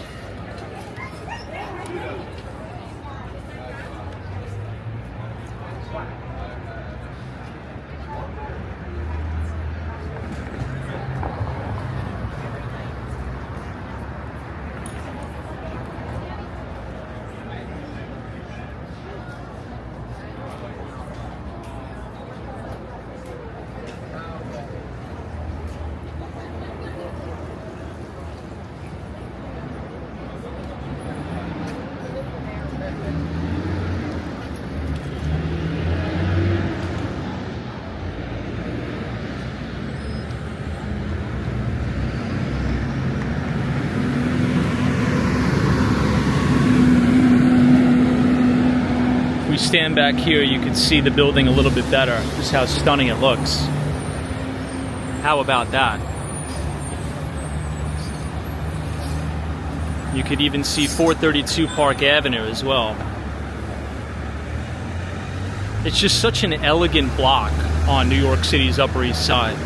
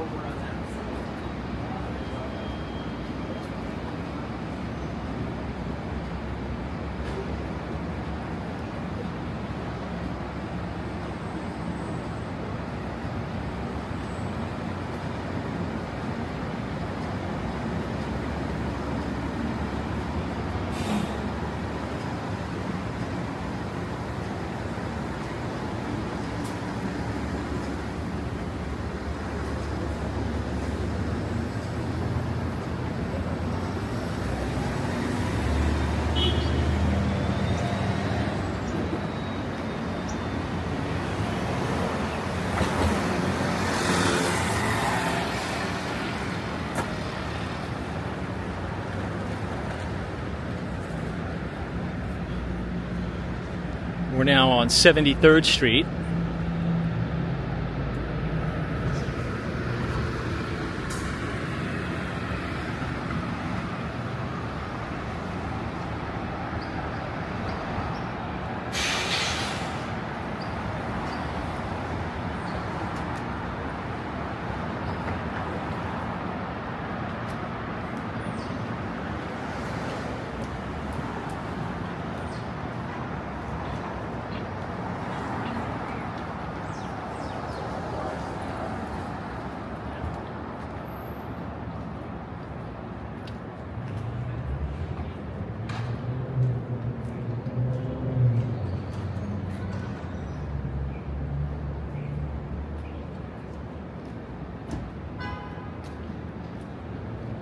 And you're going to have the main Apple store servicing the Upper East Side just off to your left here in a moment.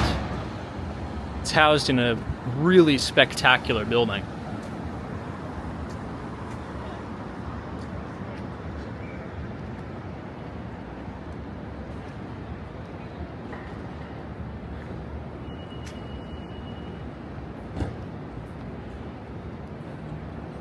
This building was built in 1921.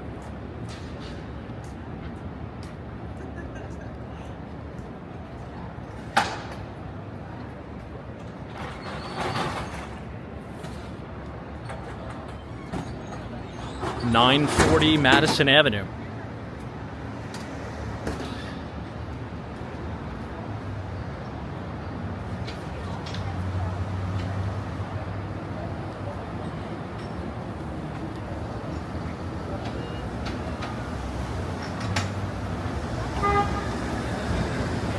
Right on the corner of 75th and Madison.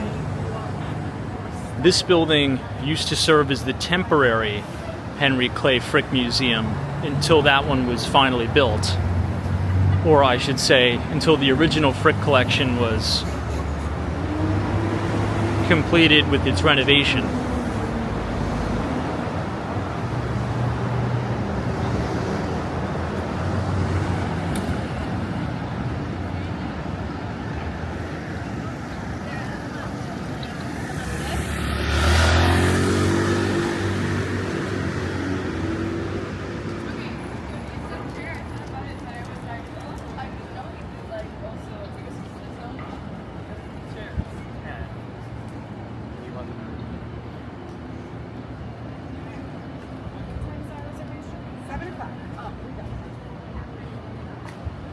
Okay, we're coming up on 76th Street and Madison.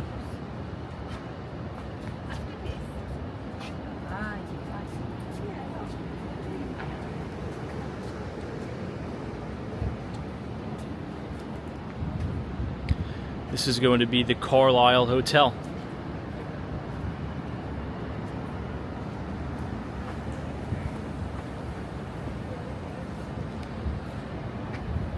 It's a really beautiful building, as you can see. The Carlisle, the Art Deco masterpiece, opened in 1930 and designed by architect Sylvan B.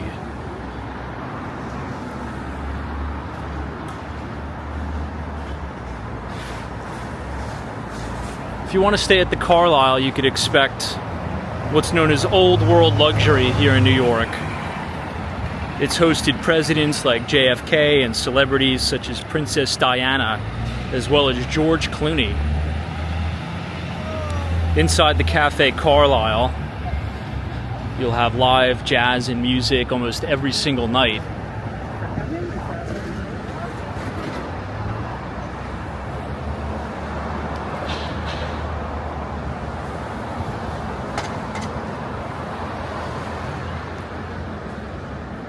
And you could best believe this hotel is probably going to be completely booked out, because coming up next week we are going to have the United Nations in full swing.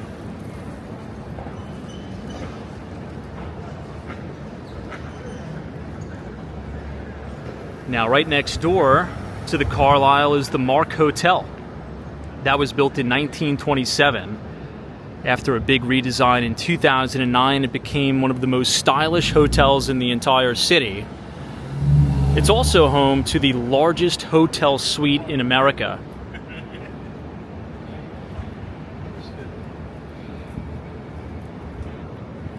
The penthouse suite at the Mark is 10,000 square feet. And it rents for over $75,000 per night, especially during the Met Gala.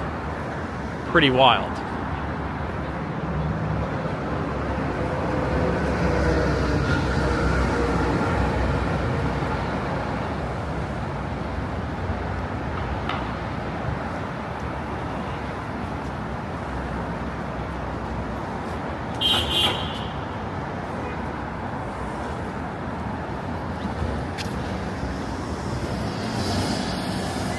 Here you have Vera Wang. I believe Vera Wang owns a unit in 760 Park Avenue, which is one of the most exclusive cooperative buildings in New York City. That building was the home, or I should say the childhood home, to Jackie Kennedy.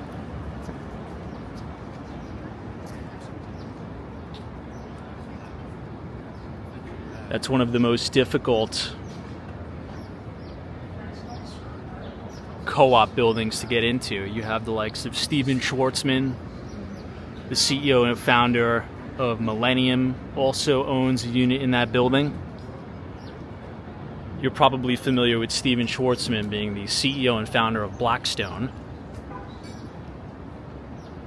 But here we have the main entrance of the Mark.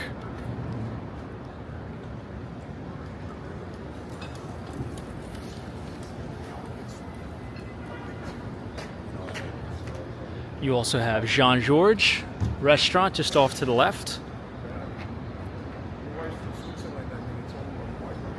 I'll tell you a little bit about the largest hotel room in the United States that sits right here at the Mark. It's pretty unbelievable and incredible if you think about it. And this is coming right from the Mark's website. So the Mark Hotel's ravishing grand penthouse is the largest hotel penthouse suite in America. At more than 10,000 square feet, including 2,500 square feet of rooftop terrace overlooking Central Park, the Metropolitan Museum of Art, and beyond.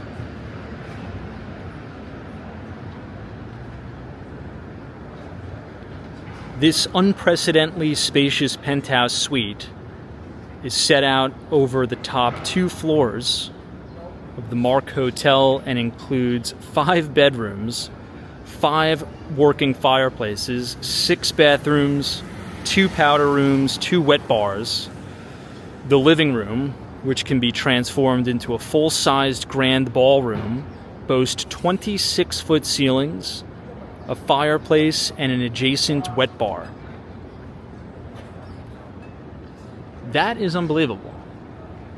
That is crazy. It just gives you an idea of some of the ultra-luxury amenities of the super rich.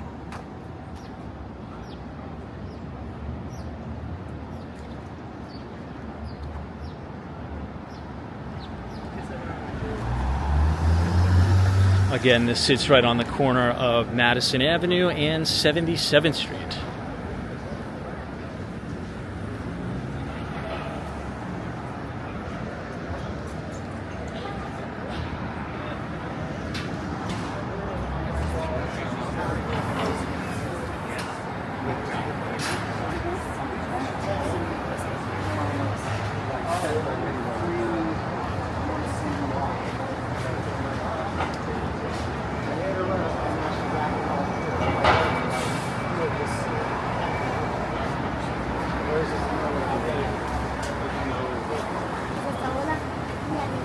Yeah, she does. She wants to drive a man crazy, so he's fucking and she can fucking manipulate him. That's what she wants. She knows what she wants. She wants to manipulate a man. You feel me? She's like, for real. Telling you. That's her whole fucking. That's her whole story. Yeah, manipulation. All right, everyone, we'll end the tour here. If you enjoyed it, feel free to subscribe. For more walking tours, leave a like on the video, and as always, we will see you in the next one, and thank you so much for watching. Take care.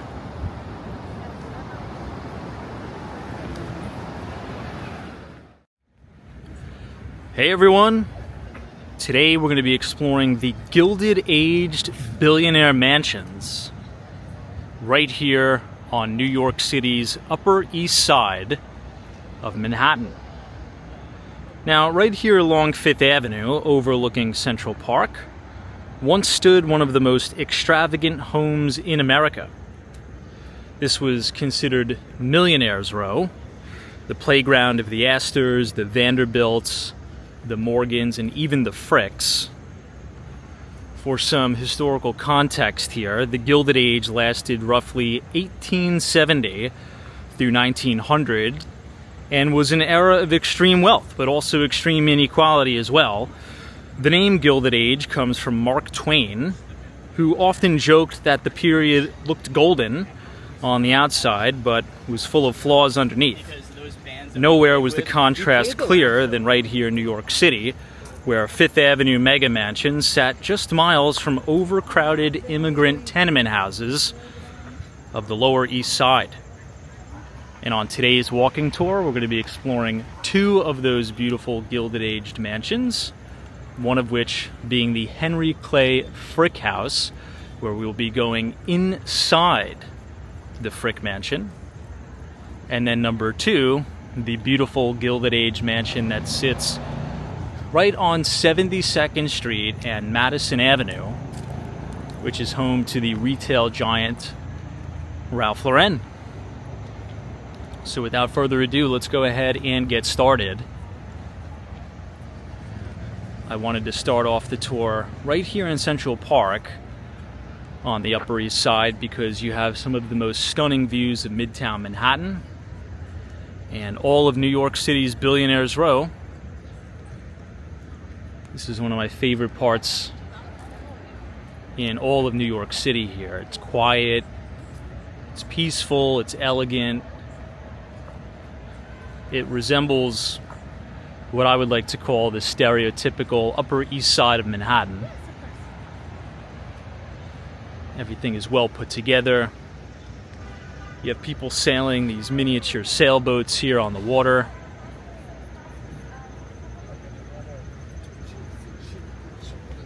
If you're interested in the history of the Gilded Age and the Industrial Revolution, I would highly recommend doing some research specifically into Henry Clay Frick.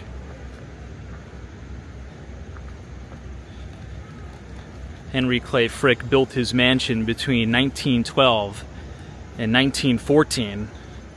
It has this beautiful limestone encased facade,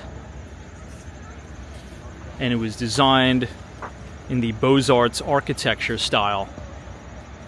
So as we walk up to it, you'll see the classical details looking very symmetrical, but not really looking gaudy.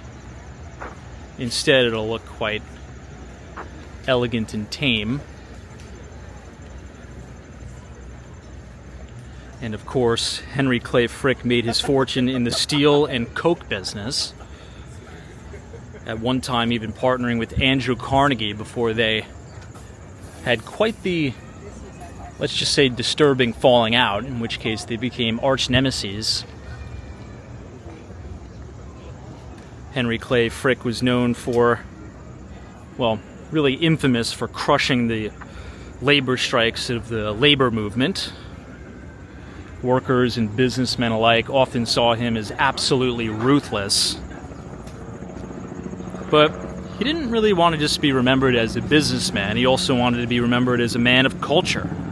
That's why he would fill his house with unbelievable artifacts and paintings and artwork and artifacts from all over the world. You'll see many Rembrandts throughout his house. And when he died, in 1919, I believe, he left the home and his entire collection to the public.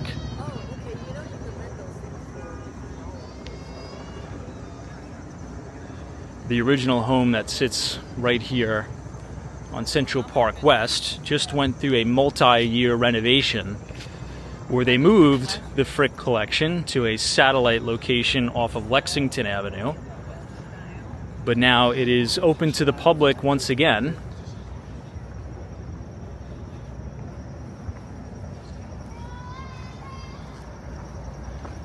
And we'll be taking you all on a walking tour inside of that mansion today, so you could see exactly what it's like to live like a multi-billionaire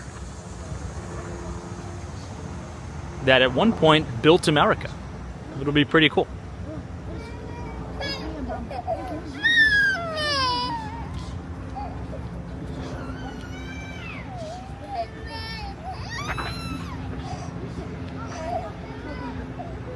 As you step inside the house, you're really going to be impressed just by its grandeur.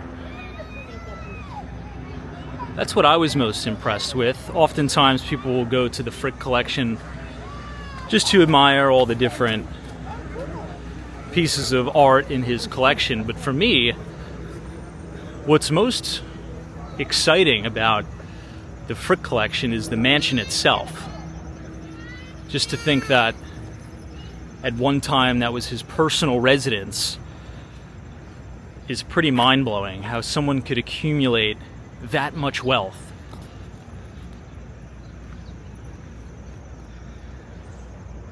Give you one more quick view overlooking Central Park.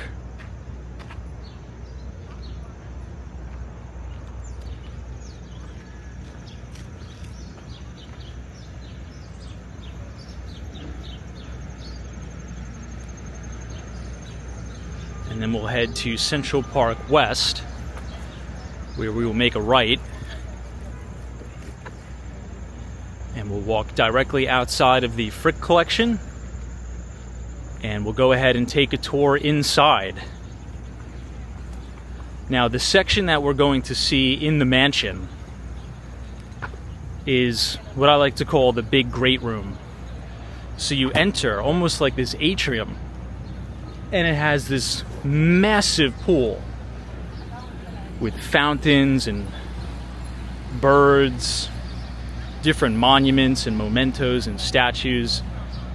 It's as if you're not even in New York City. It's as if you're on a movie set. All of the moldings are marble, the floor is marble. You have this deep red oak paneling on the walls. It's a stunning place.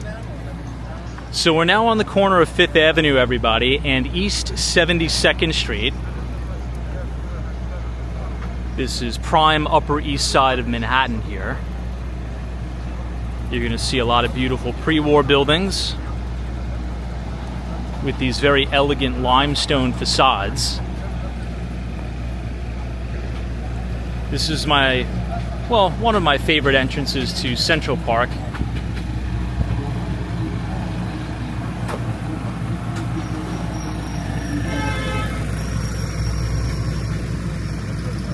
If we were to continue straight down Central Park West,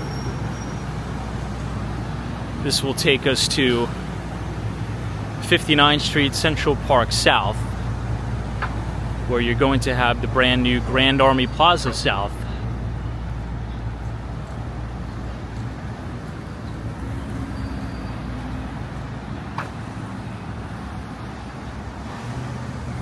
And here we are, nestled in between East 71st Street and East 70th Street is Mr. Henry Clay Frick's personal residence that is now turned into the Frick Collection, as you can see here. It is just a massive building. If you come here, they've added a very unique addition to the mansion, which is a full restaurant. So once you're finishing enjoying his collection,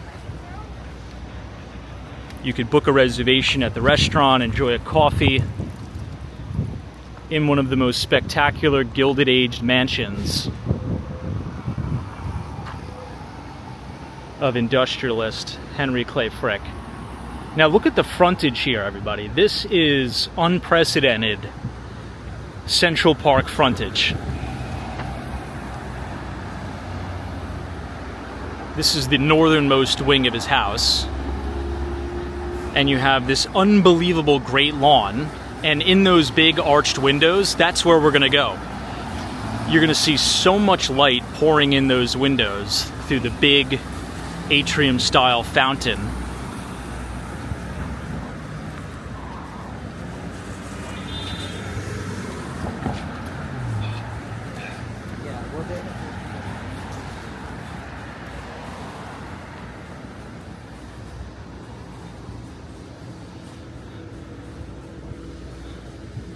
I'll try to put the camera through the fence here so you can see it.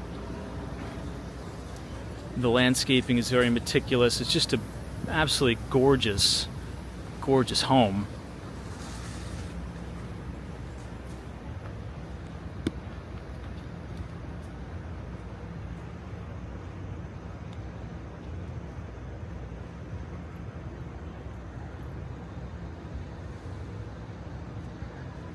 And this is all brand new, newly renovated.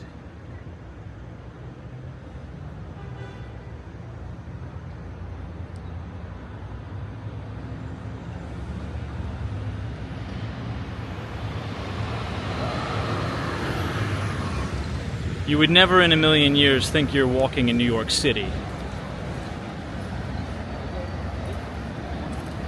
To have this much Central Park frontage, I don't even think you could put a valuation on this.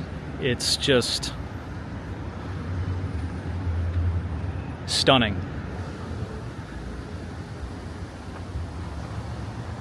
Looking back this way, you could see those big iron gates a little bit better.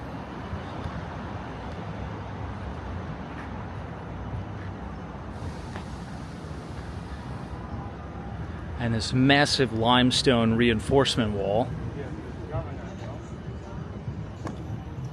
with the Frick collection insignia.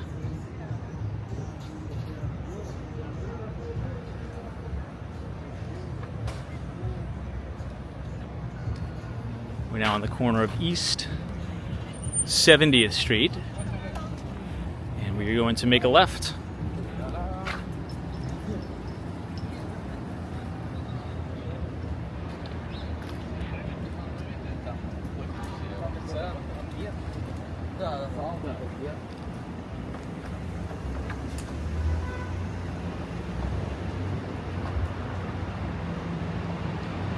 So this is the section where you have all the bedrooms. If you come here, they'll give you an entire map of the home. And you could walk through the great room, the living room, the formal dining room, what would have been at that time, the gallery, the guest room, the staff's quarters. I mean, it's unlike anything you'll ever see.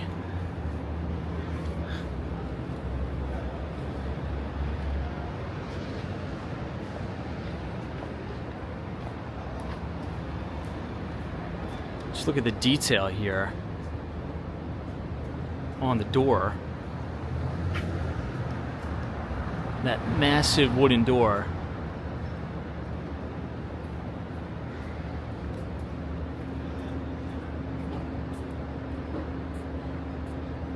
And now we're going to go ahead and venture inside.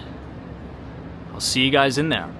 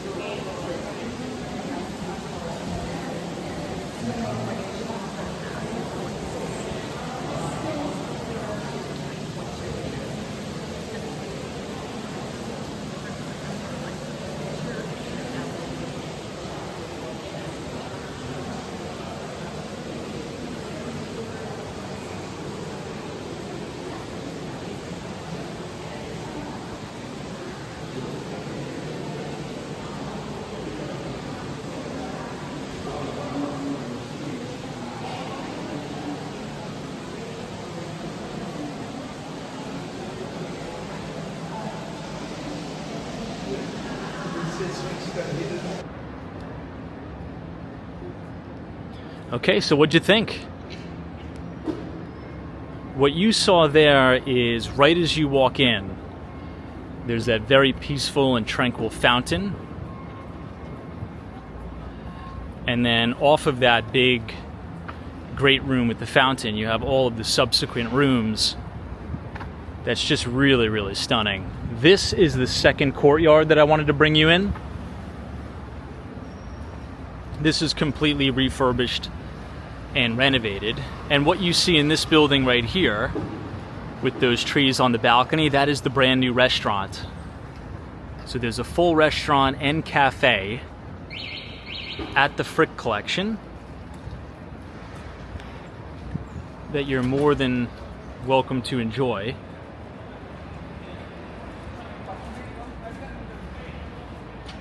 Just a really, really impressive property.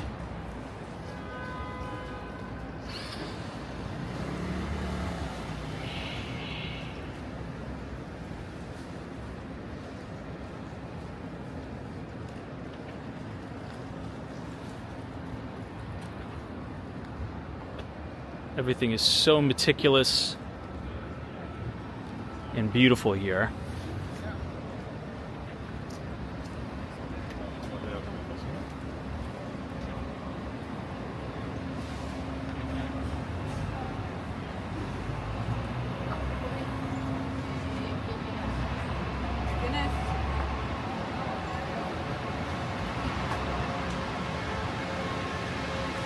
Even these look great.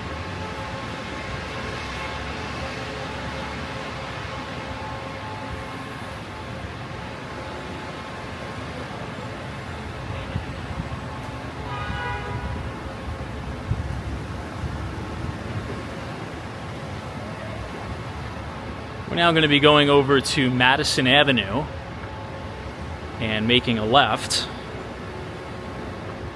and visiting the mansion that was at one time owned by Gertrude Waldo. It's a stunning Gilded Age mansion built in 1898. This also has this unbelievably striking limestone facade, and across the street you'll have the main Ralph Lauren flagship building.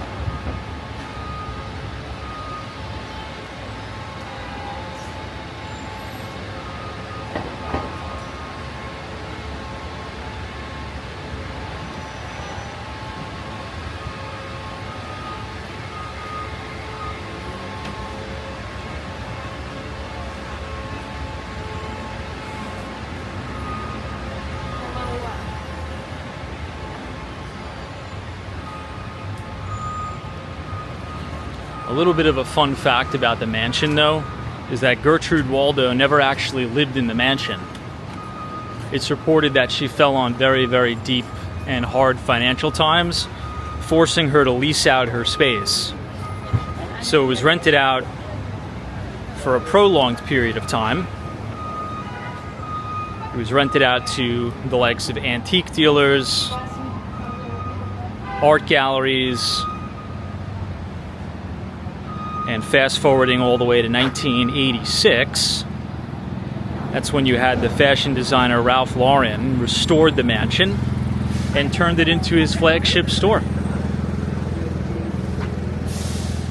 which you'll see here in just a moment.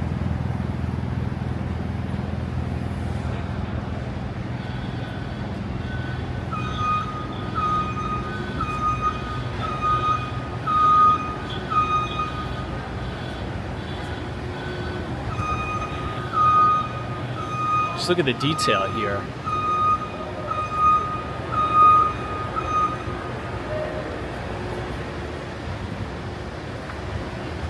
Really stunning place. Now, the building that we're walking past right here was built in 2010. Oftentimes people can confuse the two, but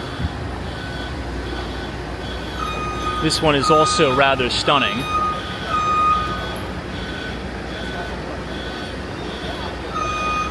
But obviously much more a modern marvel, but keeping it in tune with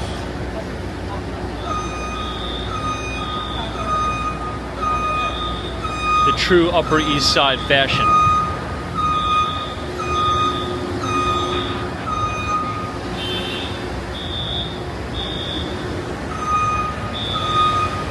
Looks like they're doing some sort of facade work on it, but check out that beauty.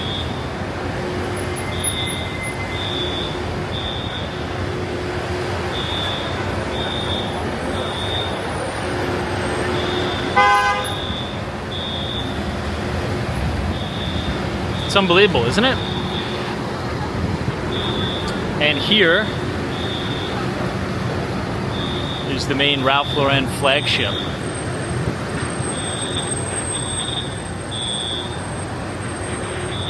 Again, a very striking limestone facade, which in this building you also have the very famous Ralph's Coffee, but that'll be on the 72nd Street entrance. Here's one quick, more centered shot of the mansion.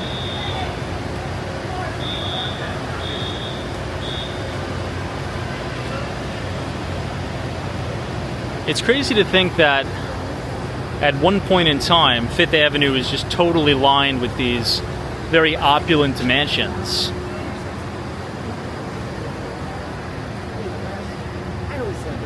Doing a little bit of a modern kind of comparison here, one could say that 57th Street's Billionaires Row, with all those super tall towers from Extel, Vornado, and JDS, is kind of the modern day Gilded Age, in a sense. You have a lot of people within the confines of New York City living in affordable housing units, while just blocks away you have New Yorkers living in 60, 70, 80, if not $100 million penthouses in the sky right on 57th Street, New York City's Billionaires Row.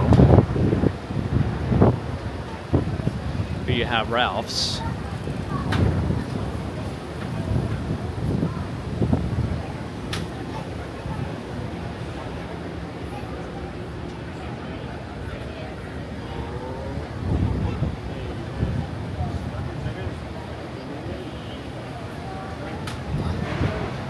And this is a little bit of a better shot looking over Madison Avenue.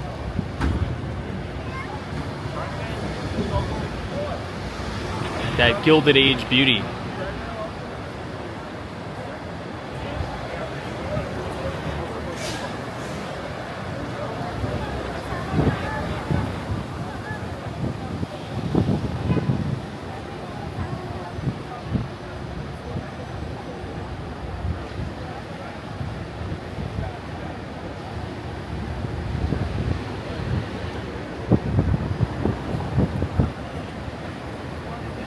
We'll now head northbound just so you can see the building from across the street.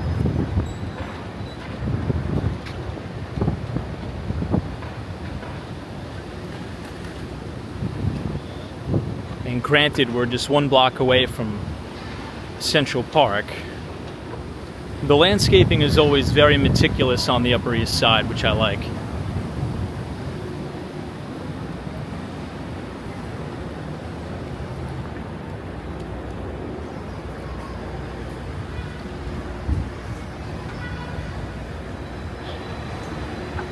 Here you can see more people enjoying their coffee.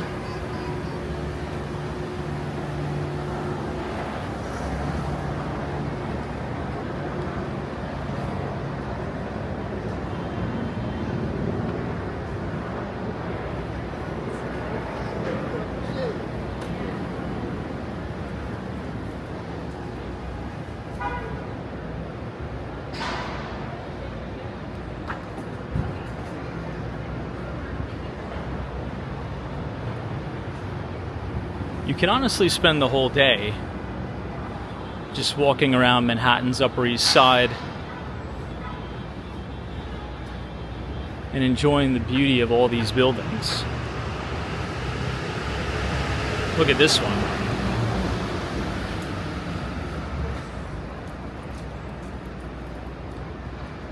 thing I like about it most is that the facades aren't as gaudy as a lot of the newer modernist architecture. It's more elegant.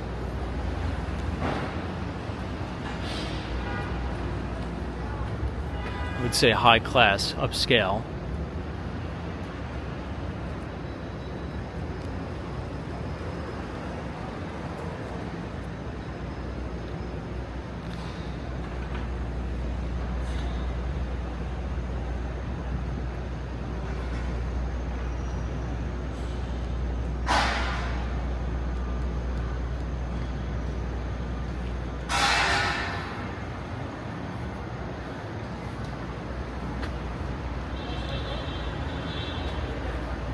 This is of late French Renaissance style. It was built in 1894.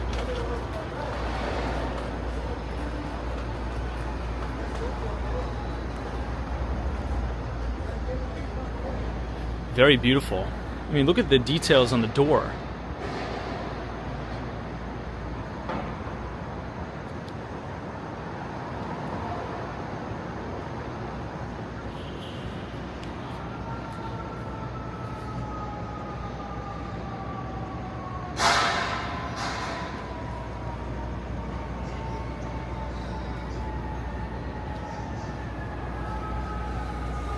Now, a little bit further downtown, on 35th, 36th Street, you'll find the Morgan Library. And I would highly, highly recommend, if you're visiting New York City, make sure you stop in the Morgan Library for a visit, because it is very, very impressive in there. Oftentimes, they'll take some of the collections from the Frick collection and move it over to the Morgan Library and vice versa.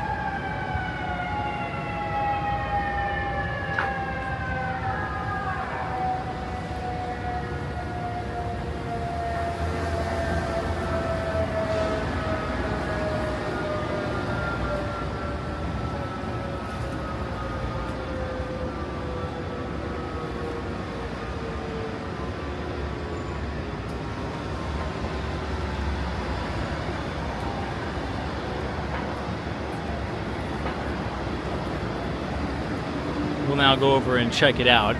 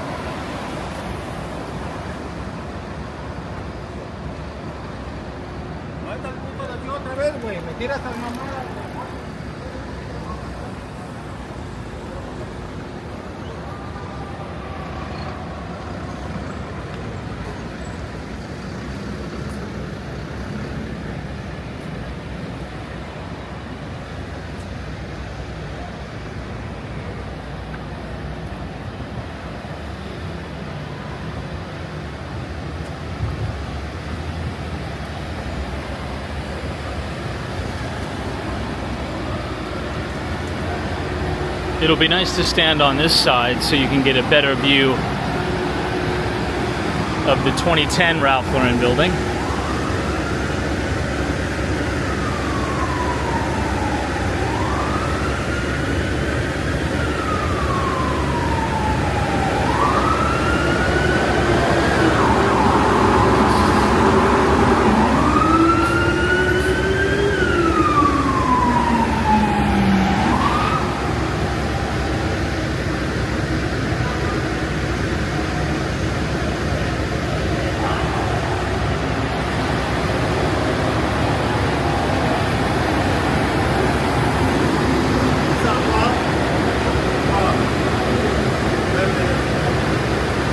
Really stunning.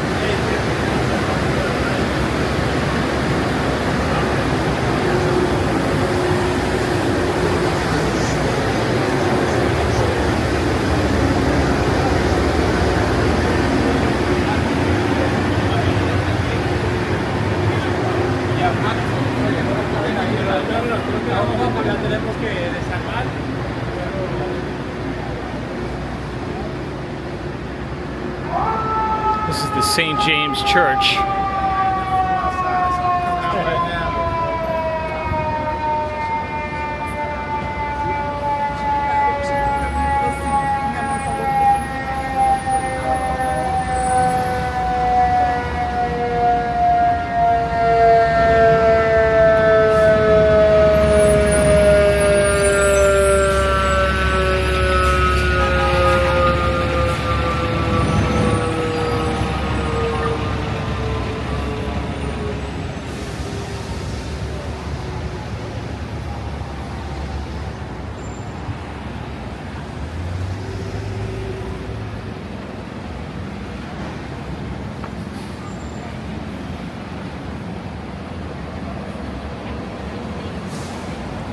We're now going to head southbound on Madison Avenue.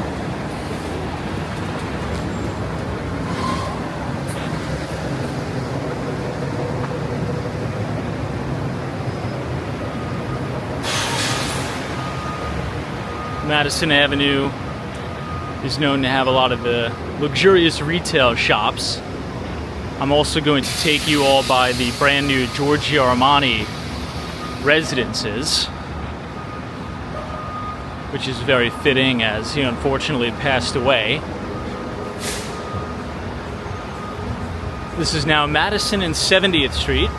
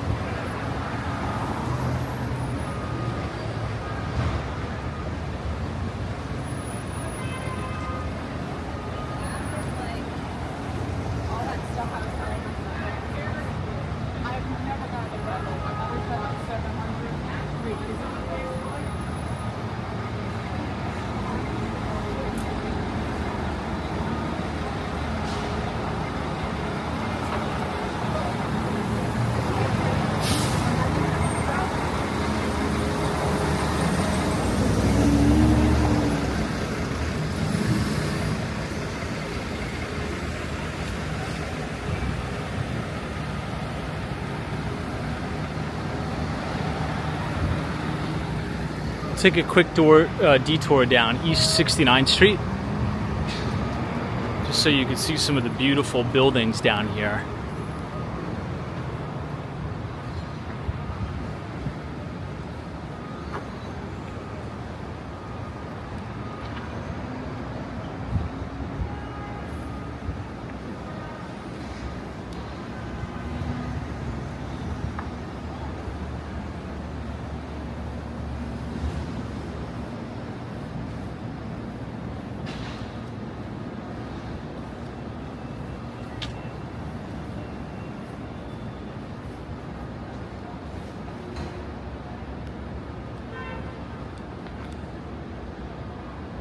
Look at that marble staircase.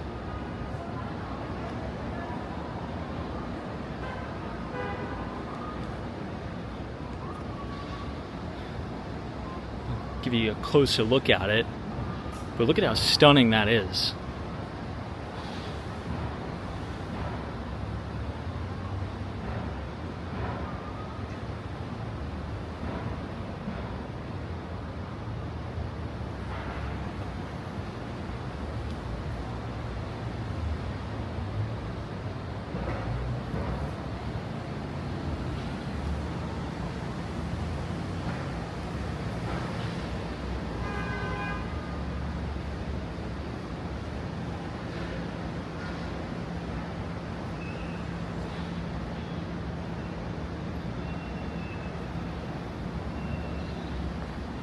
extremely impressive.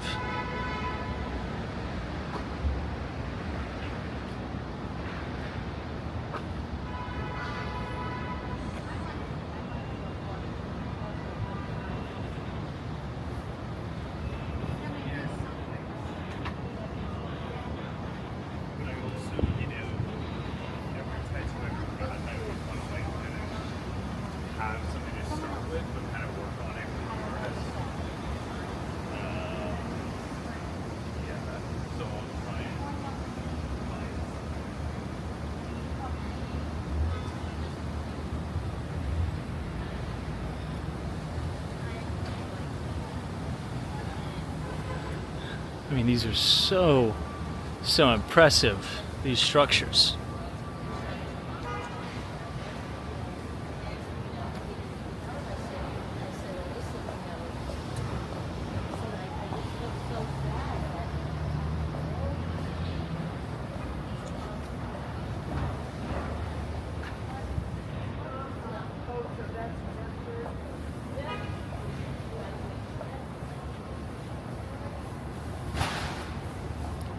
Here it looks like this townhome's for sale. Coming soon. A Brown Harris Stevens listing.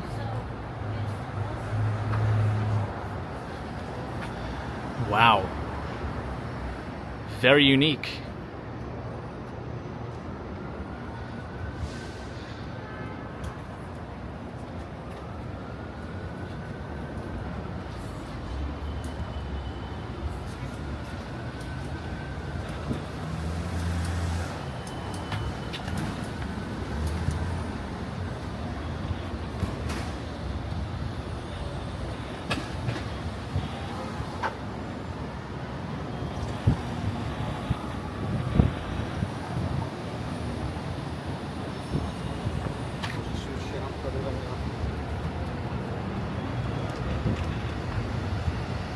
This is the Consulate of Italy.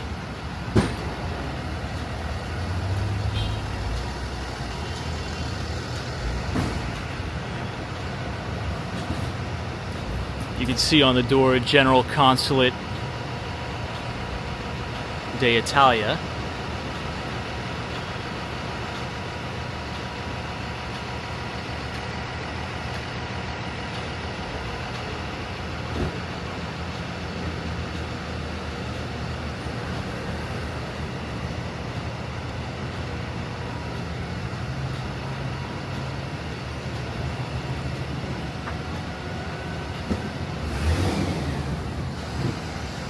Pretty soon, it's going to be UN week, and the city is going to be slam-packed with traffic.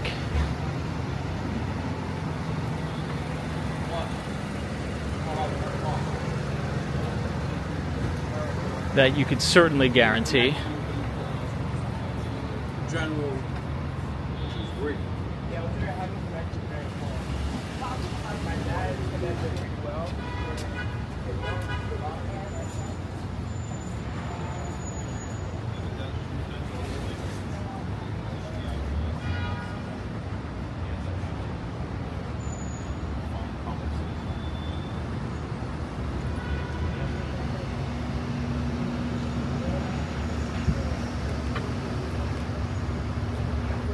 America's Society, formerly Piercy Rivington Payne's house.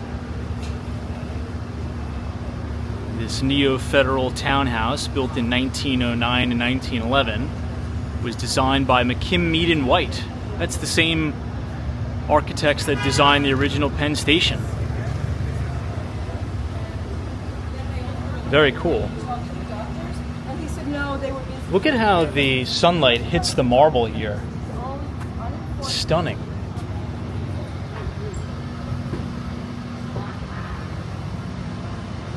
Yeah, McKim, Mead and White was on the original Penn Station.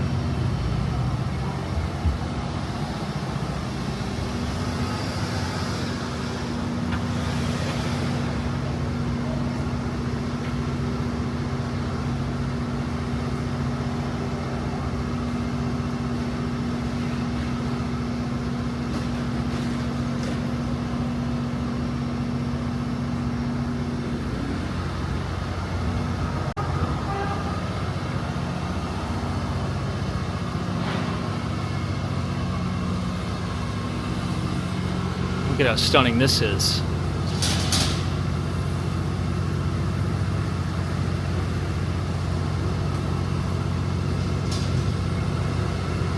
See, they have an actual burning gas lamp.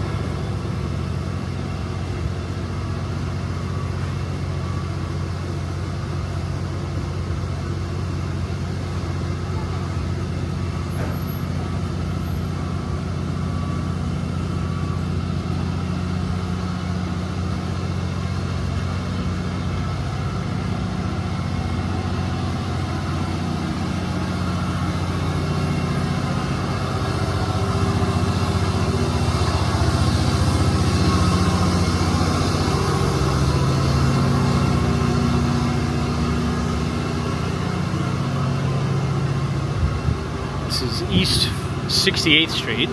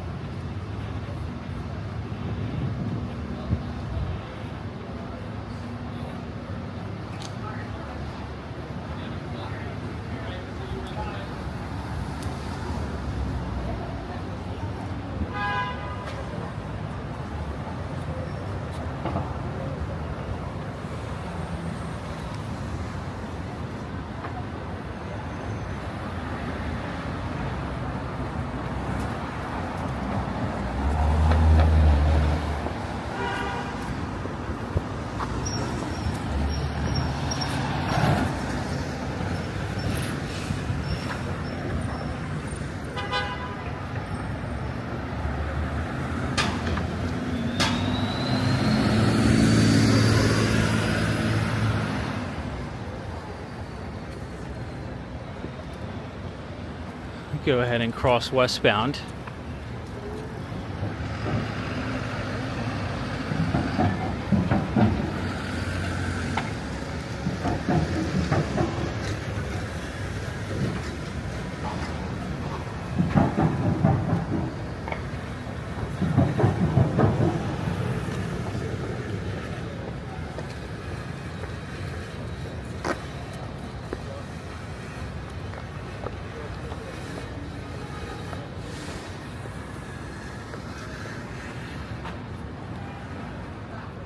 Okay, if you guys enjoyed that walking tour of some of the billionaire Gilded Age mansions of New York City's Upper East Side, subscribe to the channel, leave a like on the video, and as always, we will see you in the next one, and thank you so much for watching. Take care.